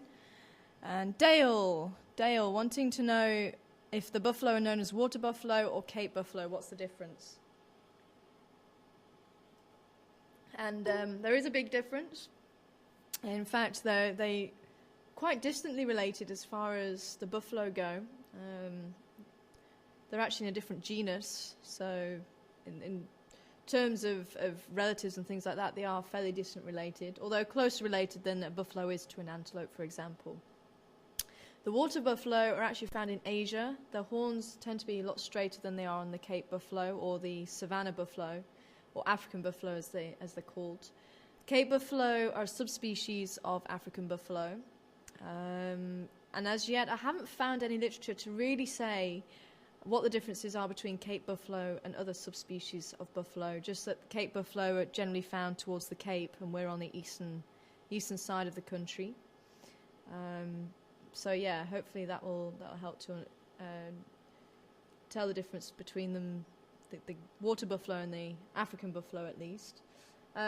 Water buffalo a little bit smaller than African. Water buffalo, you're looking about maybe 600, 700 kilos.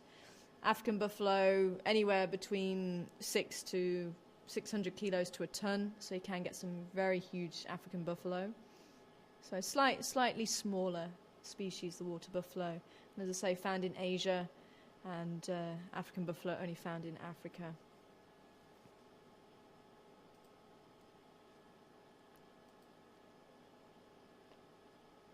And Vivian, getting a good look at the fleas' heads. The fleas are the guinea fowl.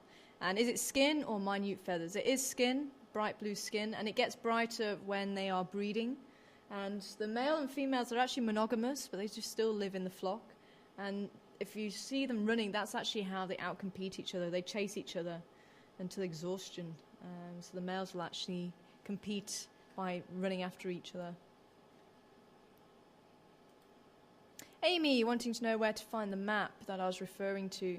There is the map on the Ning website.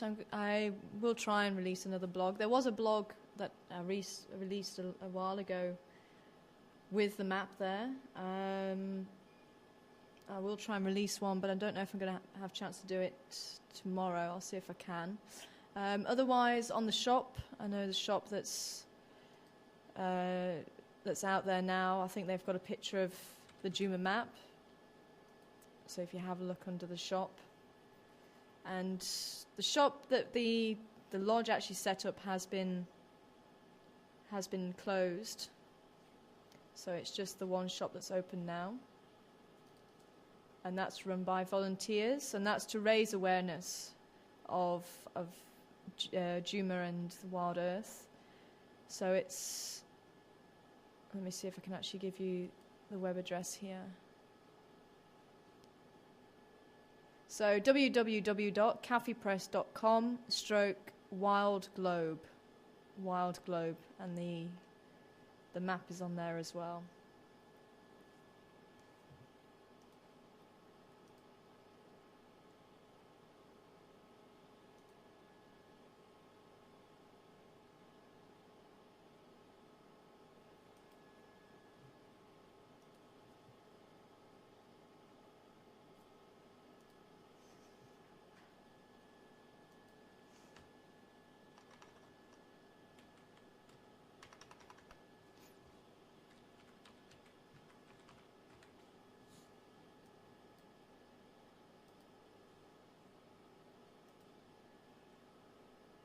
So I'm just putting that up there for you.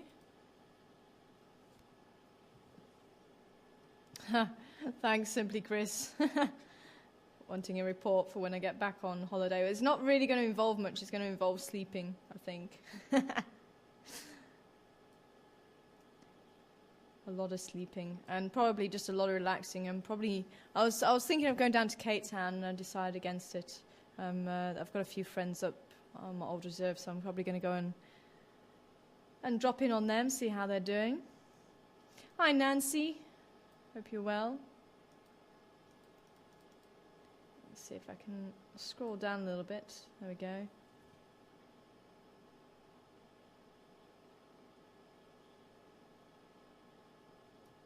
And JB, hope you're well, JB. And Bets, Julie, and Louise.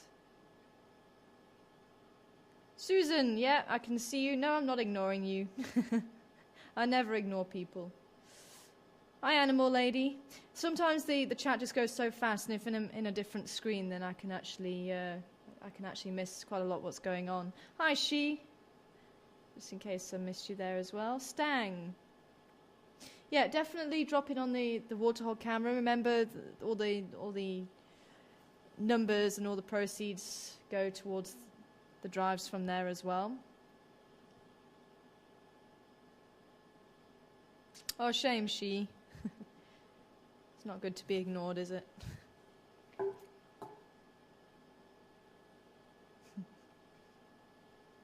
Well, I can see you anyway. And Cindy over there in Ustream.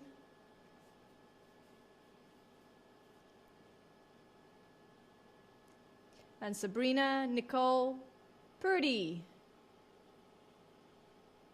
Yeah, we should have an auction for new batteries.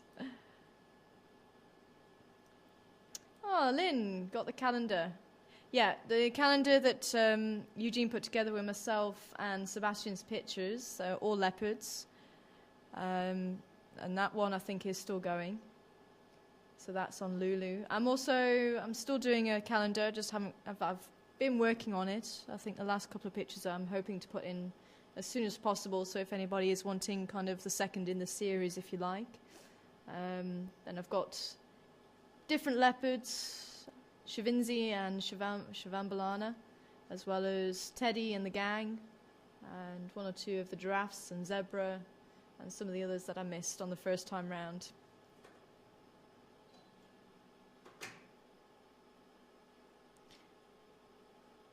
Hi CL. Difficult one there. What's the government doing about the poaching? I'm not sure, but I am hoping that through raising awareness, hopefully they will do something. Definitely stricter penalties for the people that actually poach, but also the syndicates and the people much higher up the food chain. As we said before, I mean, you can kind of understand to a point with the poachers who are on the ground. A lot of the poachers, it's generally just a way that they can make money. Some of them just don't have the way to make ends meet, and definitely when they learn about how much the rhinos are valued and how much money they can get, but even then they don't get a huge share of the profit. They'll get peanuts compared to what the big guys get. But that's the same with poaching the world over, poaching tigers and poaching all sorts of other animals. Generally, the person that actually does the actual poaching doesn't get a big cut, and it's usually to try and support his family. But obviously, having said that,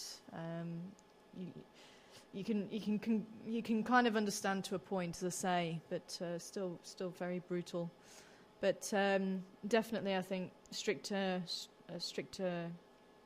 penalties, and the syndicate that they've caught, they need to really push it through, I think, and get a conviction on them, basically, instead of keep burying it.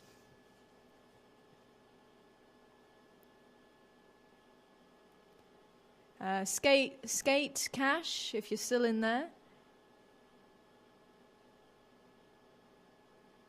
And I'm not sure what you were asking.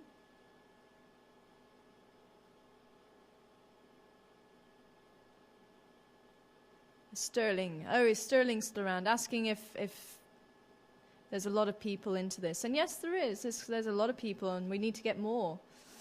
So definitely, if you enjoyed what you've been seeing, then definitely tell people about it and spread the word.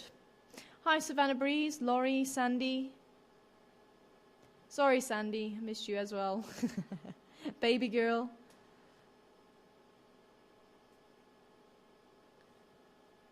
Definitely. Bop's mum. Yeah, unfortunately, batteries died. Hi, Red Robin. As I say, while the kids were with us, I was very reluctant to close down. So we switched off just to have a quick look around where the vultures were. And I was hoping if we found something, then at least we can say goodbye with it. But and we would put that one to bed kind of thing, so we knew where to start with in the morning, but we didn't find anything where the vultures were. Hi, Paul. Paul Ashley, you sent a question in earlier on.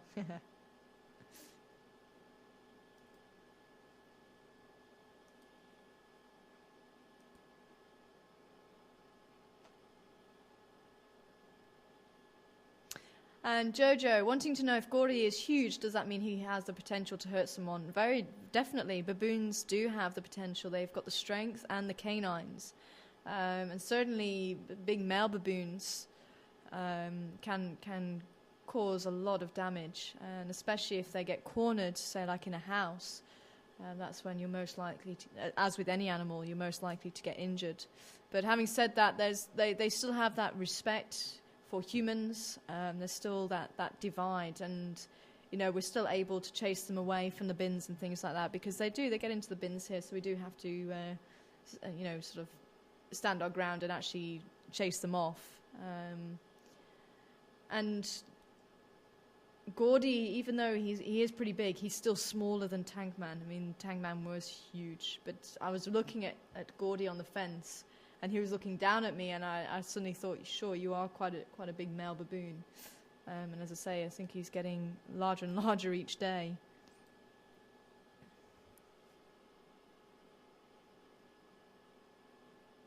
Thanks, Cheryl, and certainly we're going to miss everybody as well when we go on leave. And yeah, it's going to be interesting coming back to a 6-week cycle. We're all going to be coming back at the same time this time, so I've only done a month. And I think I'm hoping it's going well. The numbers seem to have increased, so we just need to keep going with it, and here's hoping that it does. And just remember, our first drive back will be the 13th. Thanks, Anne, in Vancouver Island, I think it was, wasn't it? Yep, Vancouver Island. So Seb still has 2 drives tomorrow, and please do send me through how well you did in your dung quiz, and we'll see who is the overall winner, if anybody has watched every single drive, and see if you got 100%. Otherwise, let me know how many you've done, how many drives you were on, and your total score out of the total number of questions that you watched. And yeah, we'll see how we do. We'll get a bit of a list up there as well.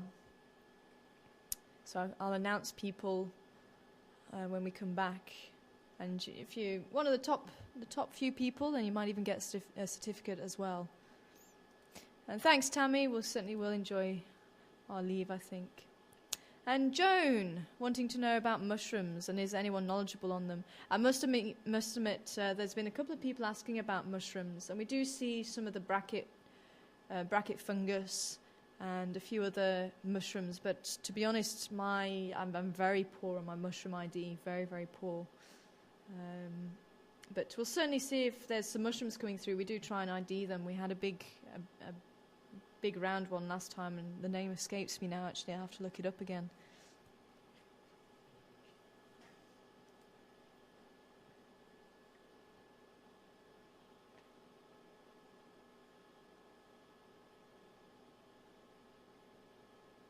Hi, Sandy. And talking about your dog, and when he sees dung from other animals like cat and deer, and he gets quite excited about it. And are there any that eat it, and why do they do that? And I've actually seen next door neighbour's dog eating dung, and she was eating a hyena dung the other day. And there are actually creatures that will eat animal dung. The vultures, some of the vultures, like the hooded vulture, will eat the dung of animals, and also tortoises will eat hyena dung and other carnivore dung to get minerals from it, and I think possibly that's what they're doing. And the smell of it as well, they seem to like to roll in it. And we've actually seen one of the first times I remember watching Shivan Balana, it was a little boy, Karula's cub, he was actually rolling in buffalo and elephant dung, and obviously it was just something that he just loved the smell of. So yeah, I think unfortunately it is one of those habits.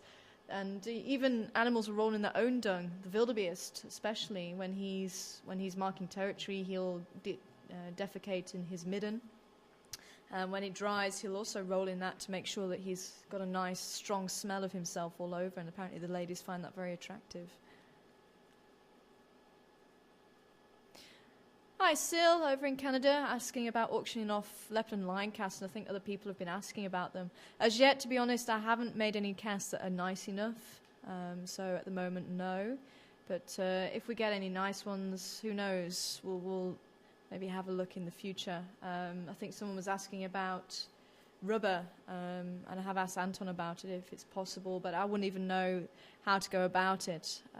But yeah, I mean, I'll certainly try and look into it and see how feasible it is, and we'll see from there.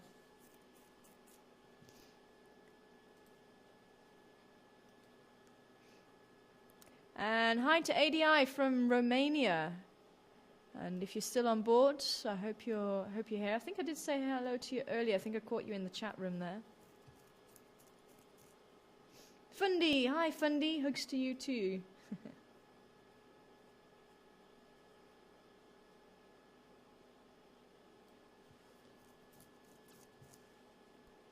Roy wanting to know about running some drives while we're away.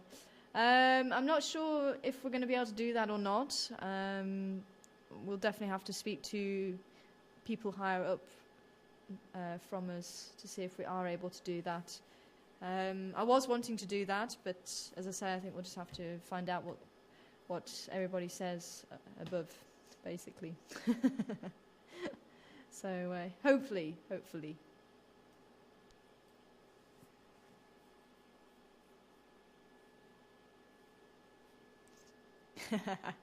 Getting lots of invites to houses. If I could afford it, I'd definitely come and visit. But I must admit, I'm looking forward to just chilling out and relaxing. So I must admit, I really enjoyed going back to the UK, but I was rushing around here, there, and everywhere, and didn't really have much time to sit and relax. So I think that's what this holiday is going to be. Trouble is, I like to do things. So, Warthogs are running. Why are you running, Warthogs? Running just past the car park there.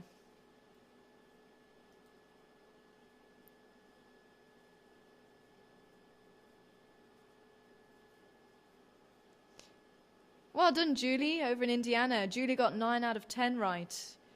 2 wrong, but got the bonus right. Awesome.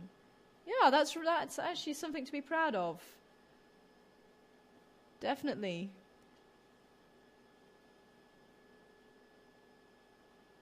So you just got the zebra wrong. And that's a really good achievement, actually. Well done.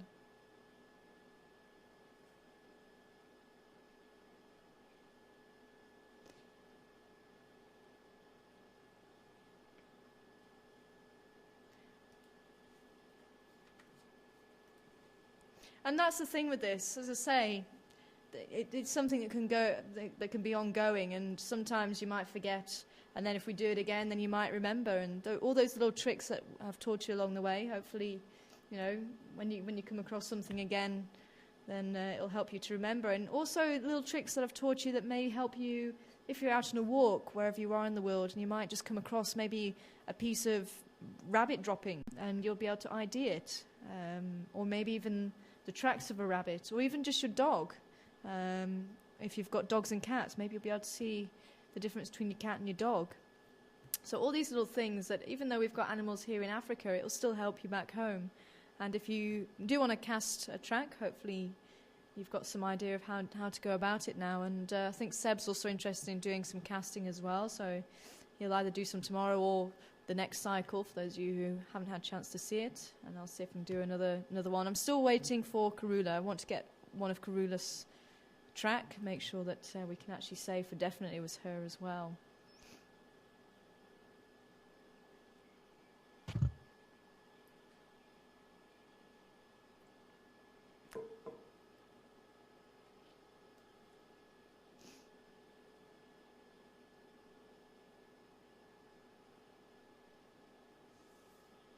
Hi, Sue. Are you off as well? Oh, yeah, back on the 13th, definitely.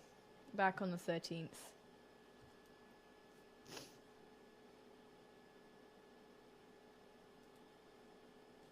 Hi, Wiley.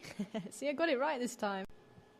Hi, everybody. And it looks like YCast just crashed on me, so I'm hoping that you can hear me now and everything is good. I'm not sure where you lost me and where I was in the middle of, because I think there was a slight lag, but hopefully we're back and we're good now.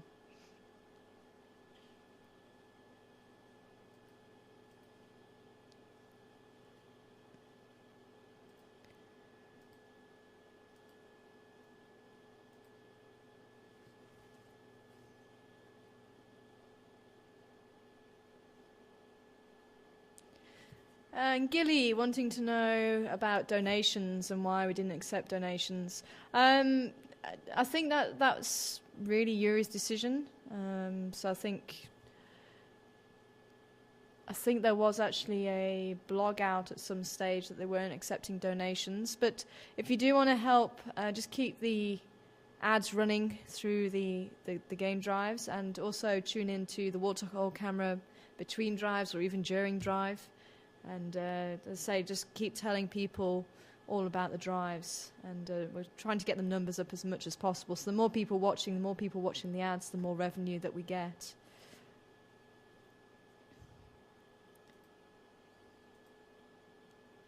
Thanks, Cindy, and we'll also see you when we get back. And well done, Randy. 68%, 21 out of 31. Brilliant. That's brilliant news. Well done.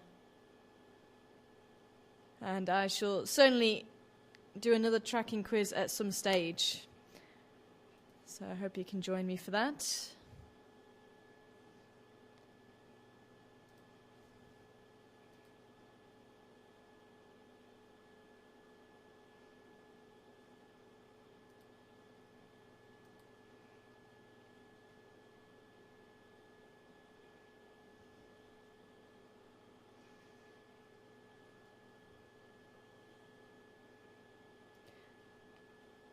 So if anybody does have any more questions, then do send them through. questions@juma.com.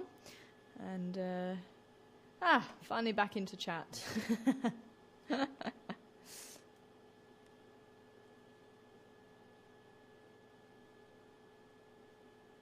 And Fruit. Hi, Fruit.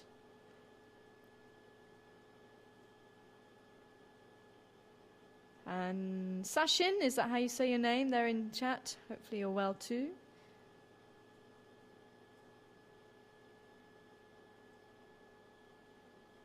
Gatorbait, good to see you.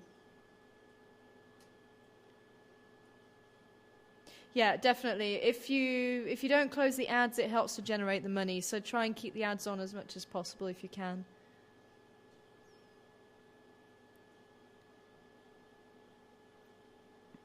So 13th of October is the first drive, Sue. 13th of October.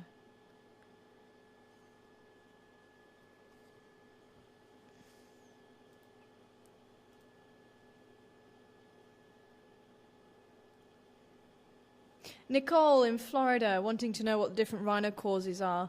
As I say, I need to actually do a little bit more research because I know there's been a couple that Stop the Rhino and Save the Rhino. But I just want to do a little bit more research on that. And as I say, we gave the option to the people who won the shirts that if they had a particular rhino cause that they wanted the money to be donated to, then they could put that forward. And we could then try and see if which one was the best out of the lot to donate the money to. I think we're all in agreement that we don't want the money to be split up. Because if you start splitting it between different causes, then a little bit of money doesn't always help. So certainly a large chunk of money should actually make a difference. Although, if it's 10,000 and 10,000, then that's fine.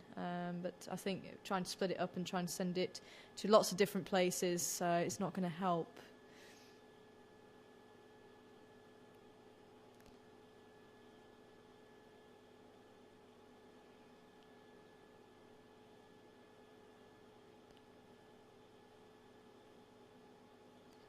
I would say so, that the evening of the 12th would be your first drive.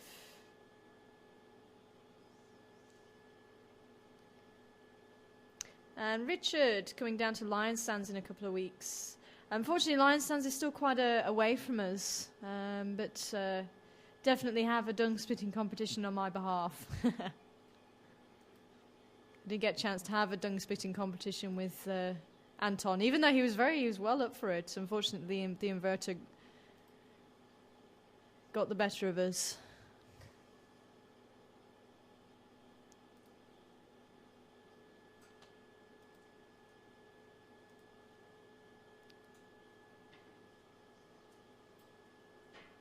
Yeah, definitely let the ads run their course. Don't click them off. That helps generate the revenue for us.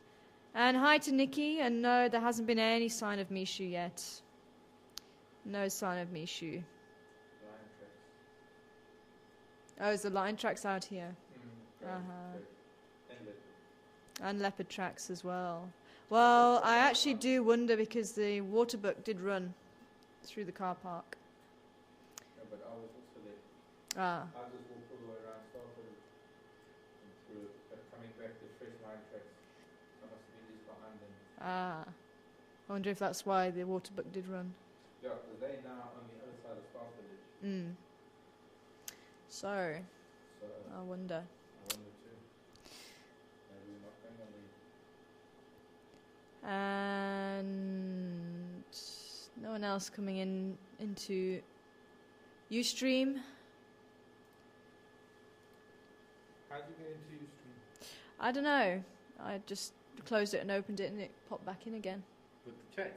Yep.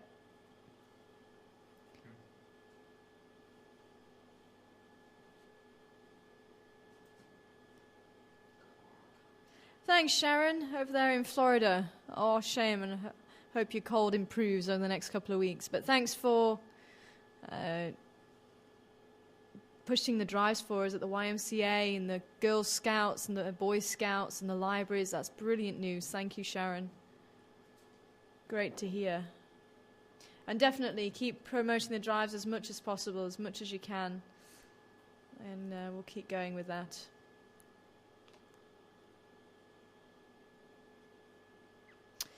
Patty, some people were wondering about Mishu being down in the south, and apparently there was a picture that was seen that I think Mark had a look at, and he said it wasn't Mishu.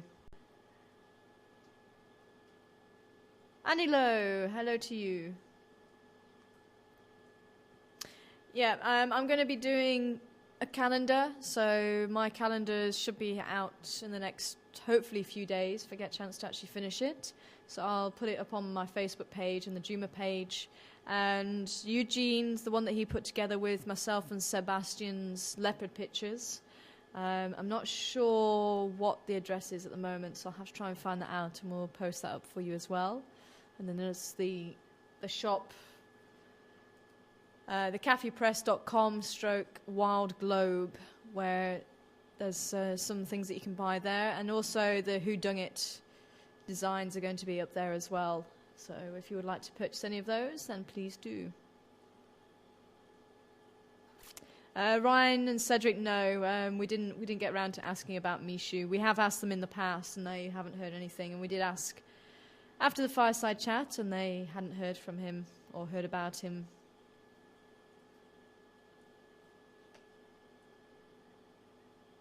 Okay, thanks, Liz. Mark was starting to talk of donations for battery right after I took over.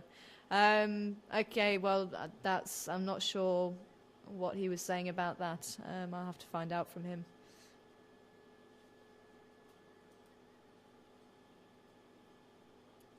Hi, Lynn. Yeah, I didn't see you. I see you now, though.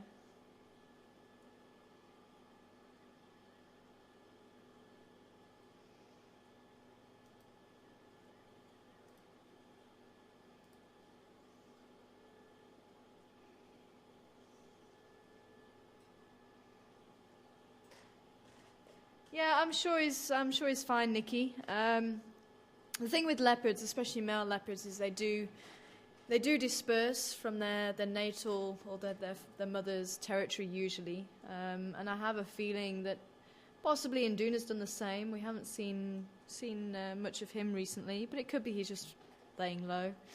But yeah, unfortunately, that's what males do, and I think we've been very lucky for them to have stuck around as long as they have. It would be nice to hear how he's doing, and I'm sure he'll pop up at some stage. Especially being the size he is, he'll probably will be laying low, keeping out of the way of the territorial males, and waiting until he actually gets larger so he can actually start taking over the territory of maybe one of the bigger males. It may be he makes his way back here, who knows?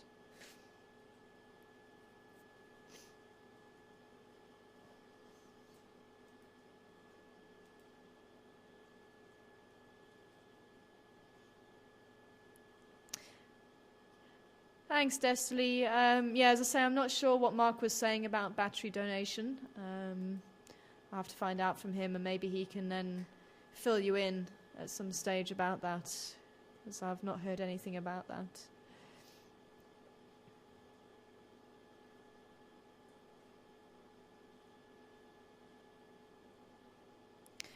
Pat in Ontario, watching about a rhino. There's a rhino in my house. And Mark talks about letting nature take its course, and if a rhino's been poached, and there's a young one, will attempts to be made to put it with another mother or hand rear it. When humans have interfered, that's when humans do step in, and I think there are orphanages for young rhino who have actually been through that very problem. When we let nature take its course, it's when nature's actually doing it. So, if the rhino was being hunted by lion, for example, we wouldn't interfere. But because if a rhino's been poached, if an animal's been snared or shot or it's run into a fence or something like that, that's when we do interfere, because obviously without the human there, then it would have had a different way of life. It would have had a different scenario for it.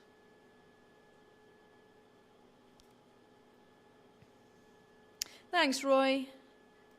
And we'll definitely look forward to seeing everybody in 2 weeks' time. Certainly keep an eye on Facebook, and I'm also on Twitter as well, so I'll keep posting on Twitter every so often as well. So if you want to keep up with what I'm doing, as I say, I shall try and let you know as much as possible.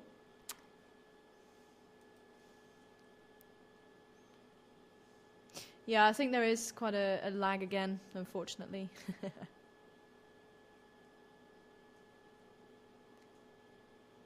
But I hope, Adi, you've enjoyed being on drive with us for the first time over there in Romania. It's great to have you on board. And certainly having a whole worldwide audience is brilliant. We go from New Mexico and all over the US, Canada, right through to Kazakhstan and England and France and Portugal. And we even had a few from Japan. There was somebody from the Shetland Isles, I think. And even the Falkland Isles, Australia, New Zealand. So great to have somebody from Romania. And the Czech Republic the other day as well. Argentina. Brazil. So we've got a wonderful mixture of people. It's brilliant to hear.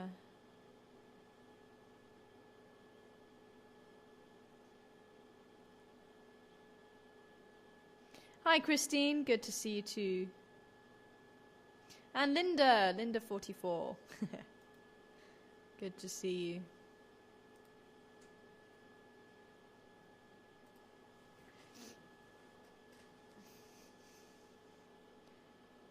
Yeah, Mishu is slightly bigger than Karula, but Karula is quite small. She's a very small leopard. But Mishu was larger than Karula, but he's still smaller than the big males who are in this area. The big males, you're looking at probably at least 75, 80 kilos. I don't think we've got any 90-kilo leopards here. I could be wrong, but I think there are slightly larger leopards than the ones here, but we have got a couple of very big boys, and Mishu does have a little bit more growing to do before he's their size.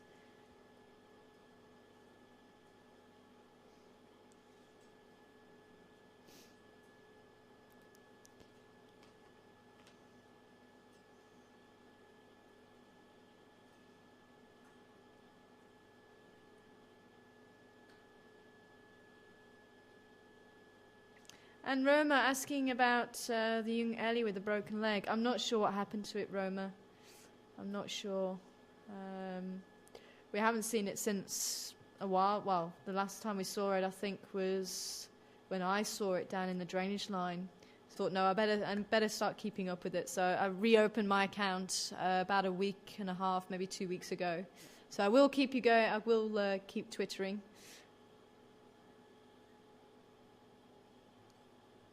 It's good to hear from you too, Mrs. B, and I hope Mr. B as well. I saw Mr. B came in when I was having computer problems there.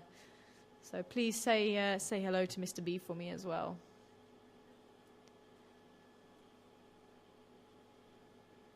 Yeah, and on the Twitter, I'll tell you when the blogs are out, when I do put the blogs up, or any interesting information. Especially if I see Karula or whatever, I'll Twitter it as well. And then also on Karula's page, Facebook page, but sometimes I don't always have a chance to do the Facebook. So I found Twitter's slightly quicker, so I can let you guys know. And yeah, anything else of interest, anything that you'd like to know, and it's nice and easy, nice and quick.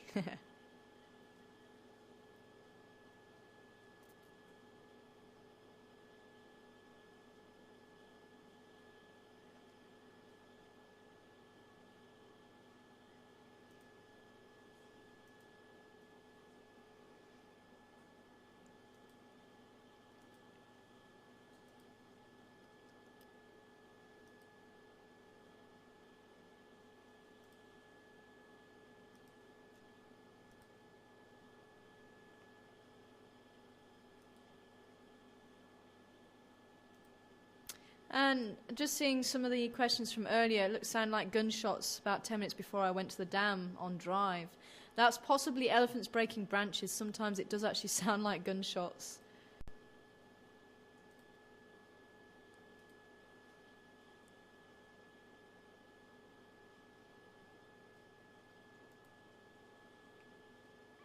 And Brent wanting to know when the rainy season typically starts. Any time from now then, Brent. Sometimes it will start.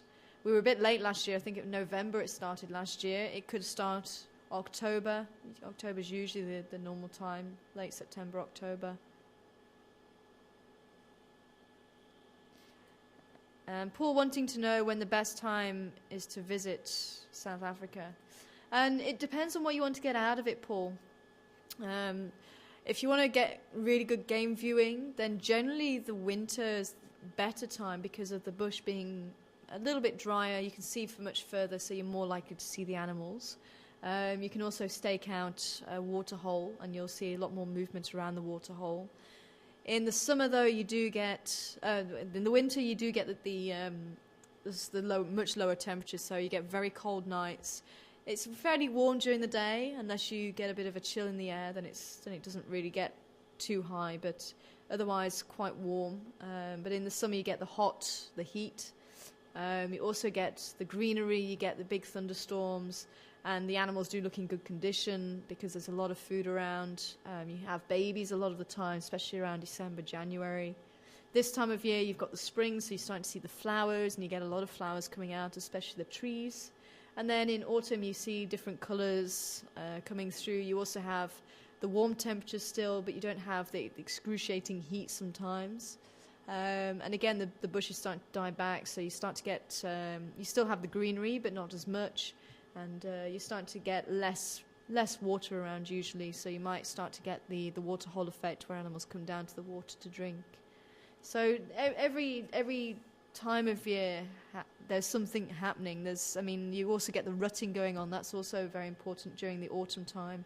You get the rut ready for next season's babies, so you get a lot of interesting animal behavior there.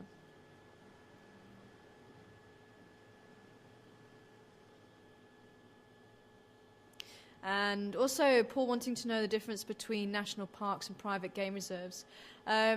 So if we take the Kruger as an example, the Kruger National Park is run by the government and owned by the government. And national parks, you generally are allowed to drive around. If you have a vehicle, you can pay to go in and you can drive around them. Whereas private game reserves, generally you're not allowed to drive in. You'll have a guide like myself or Mark taking you out like you see on the other vehicles. And they are just privately owned, so they have their own rules and things like that to a certain degree. And even though we do border on Kruger, we make up the Greater Kruger National Park, which is about 2.7 million hectares. The Sabi Sands is about 65,000 hectares, all privately owned properties within that. And the Kruger itself just borders onto the Sabi Sands. No fences between, so that allows the animals to move around, but the people are restricted, basically.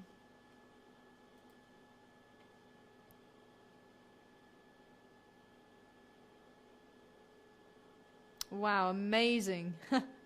Someone just sending through. Let me just see who sent through. Gilly sending through a picture of a lioness where a cub falls down a bank and she goes down to rescue it. Beautiful. Just goes to show how strong the parent bond is.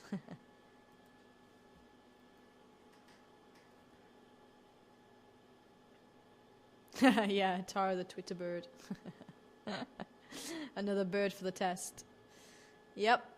So we are going to be doing a bit of a ranger race next time, all over 6 weeks, and there'll be so many species per drive that you have to identify, whether it's birds or insects or reptiles or mammals, and we'll see how many we have at the end of the 6 weeks.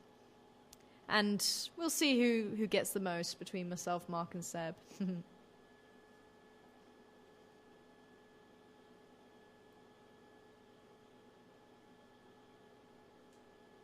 Thanks, Terry, and Grandma 23.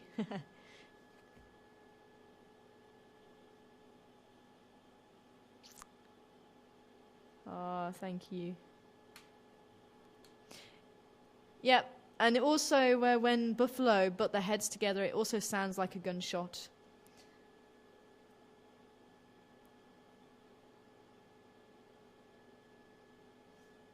So it can be a little bit misleading sometimes.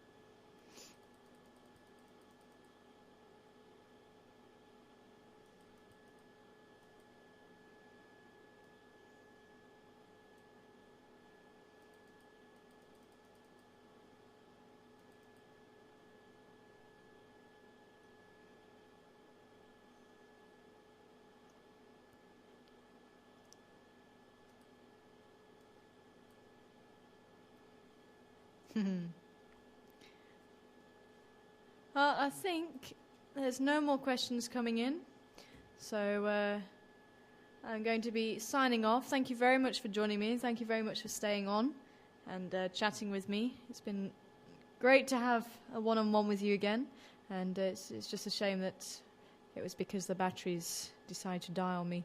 But I'm hoping that they're going to be fully charged for tomorrow. And we have swapped the chargers around again, seeing if we can get some more ampage out of them. So keep your fingers crossed. But I am going to be saying goodbye. I will be directing tomorrow, so I'll be seeing you from the director's chair at least. And I'm hoping that we'll have a wonderful drive tomorrow. So do take care wherever you are in the world. And if you would like to bid on the paintings, they are still open until tomorrow. So do place a bid if you still want to, and if you would like to do it on Facebook or via questions@juma.com, you can do it either way. And we'll see how much more money we can raise for those rhinos. But thank you very much, everybody, for all your support with that. And thank you very much for all your questions and all your contributions to the Dung Quiz. And I certainly will be looking forward to seeing you again in 2 weeks' time. But from myself, I'm going to be saying goodbye, and I'll see you tomorrow from the director's chair, and Sebastian will take you out on drive tomorrow. So take care, everyone. Bye for now.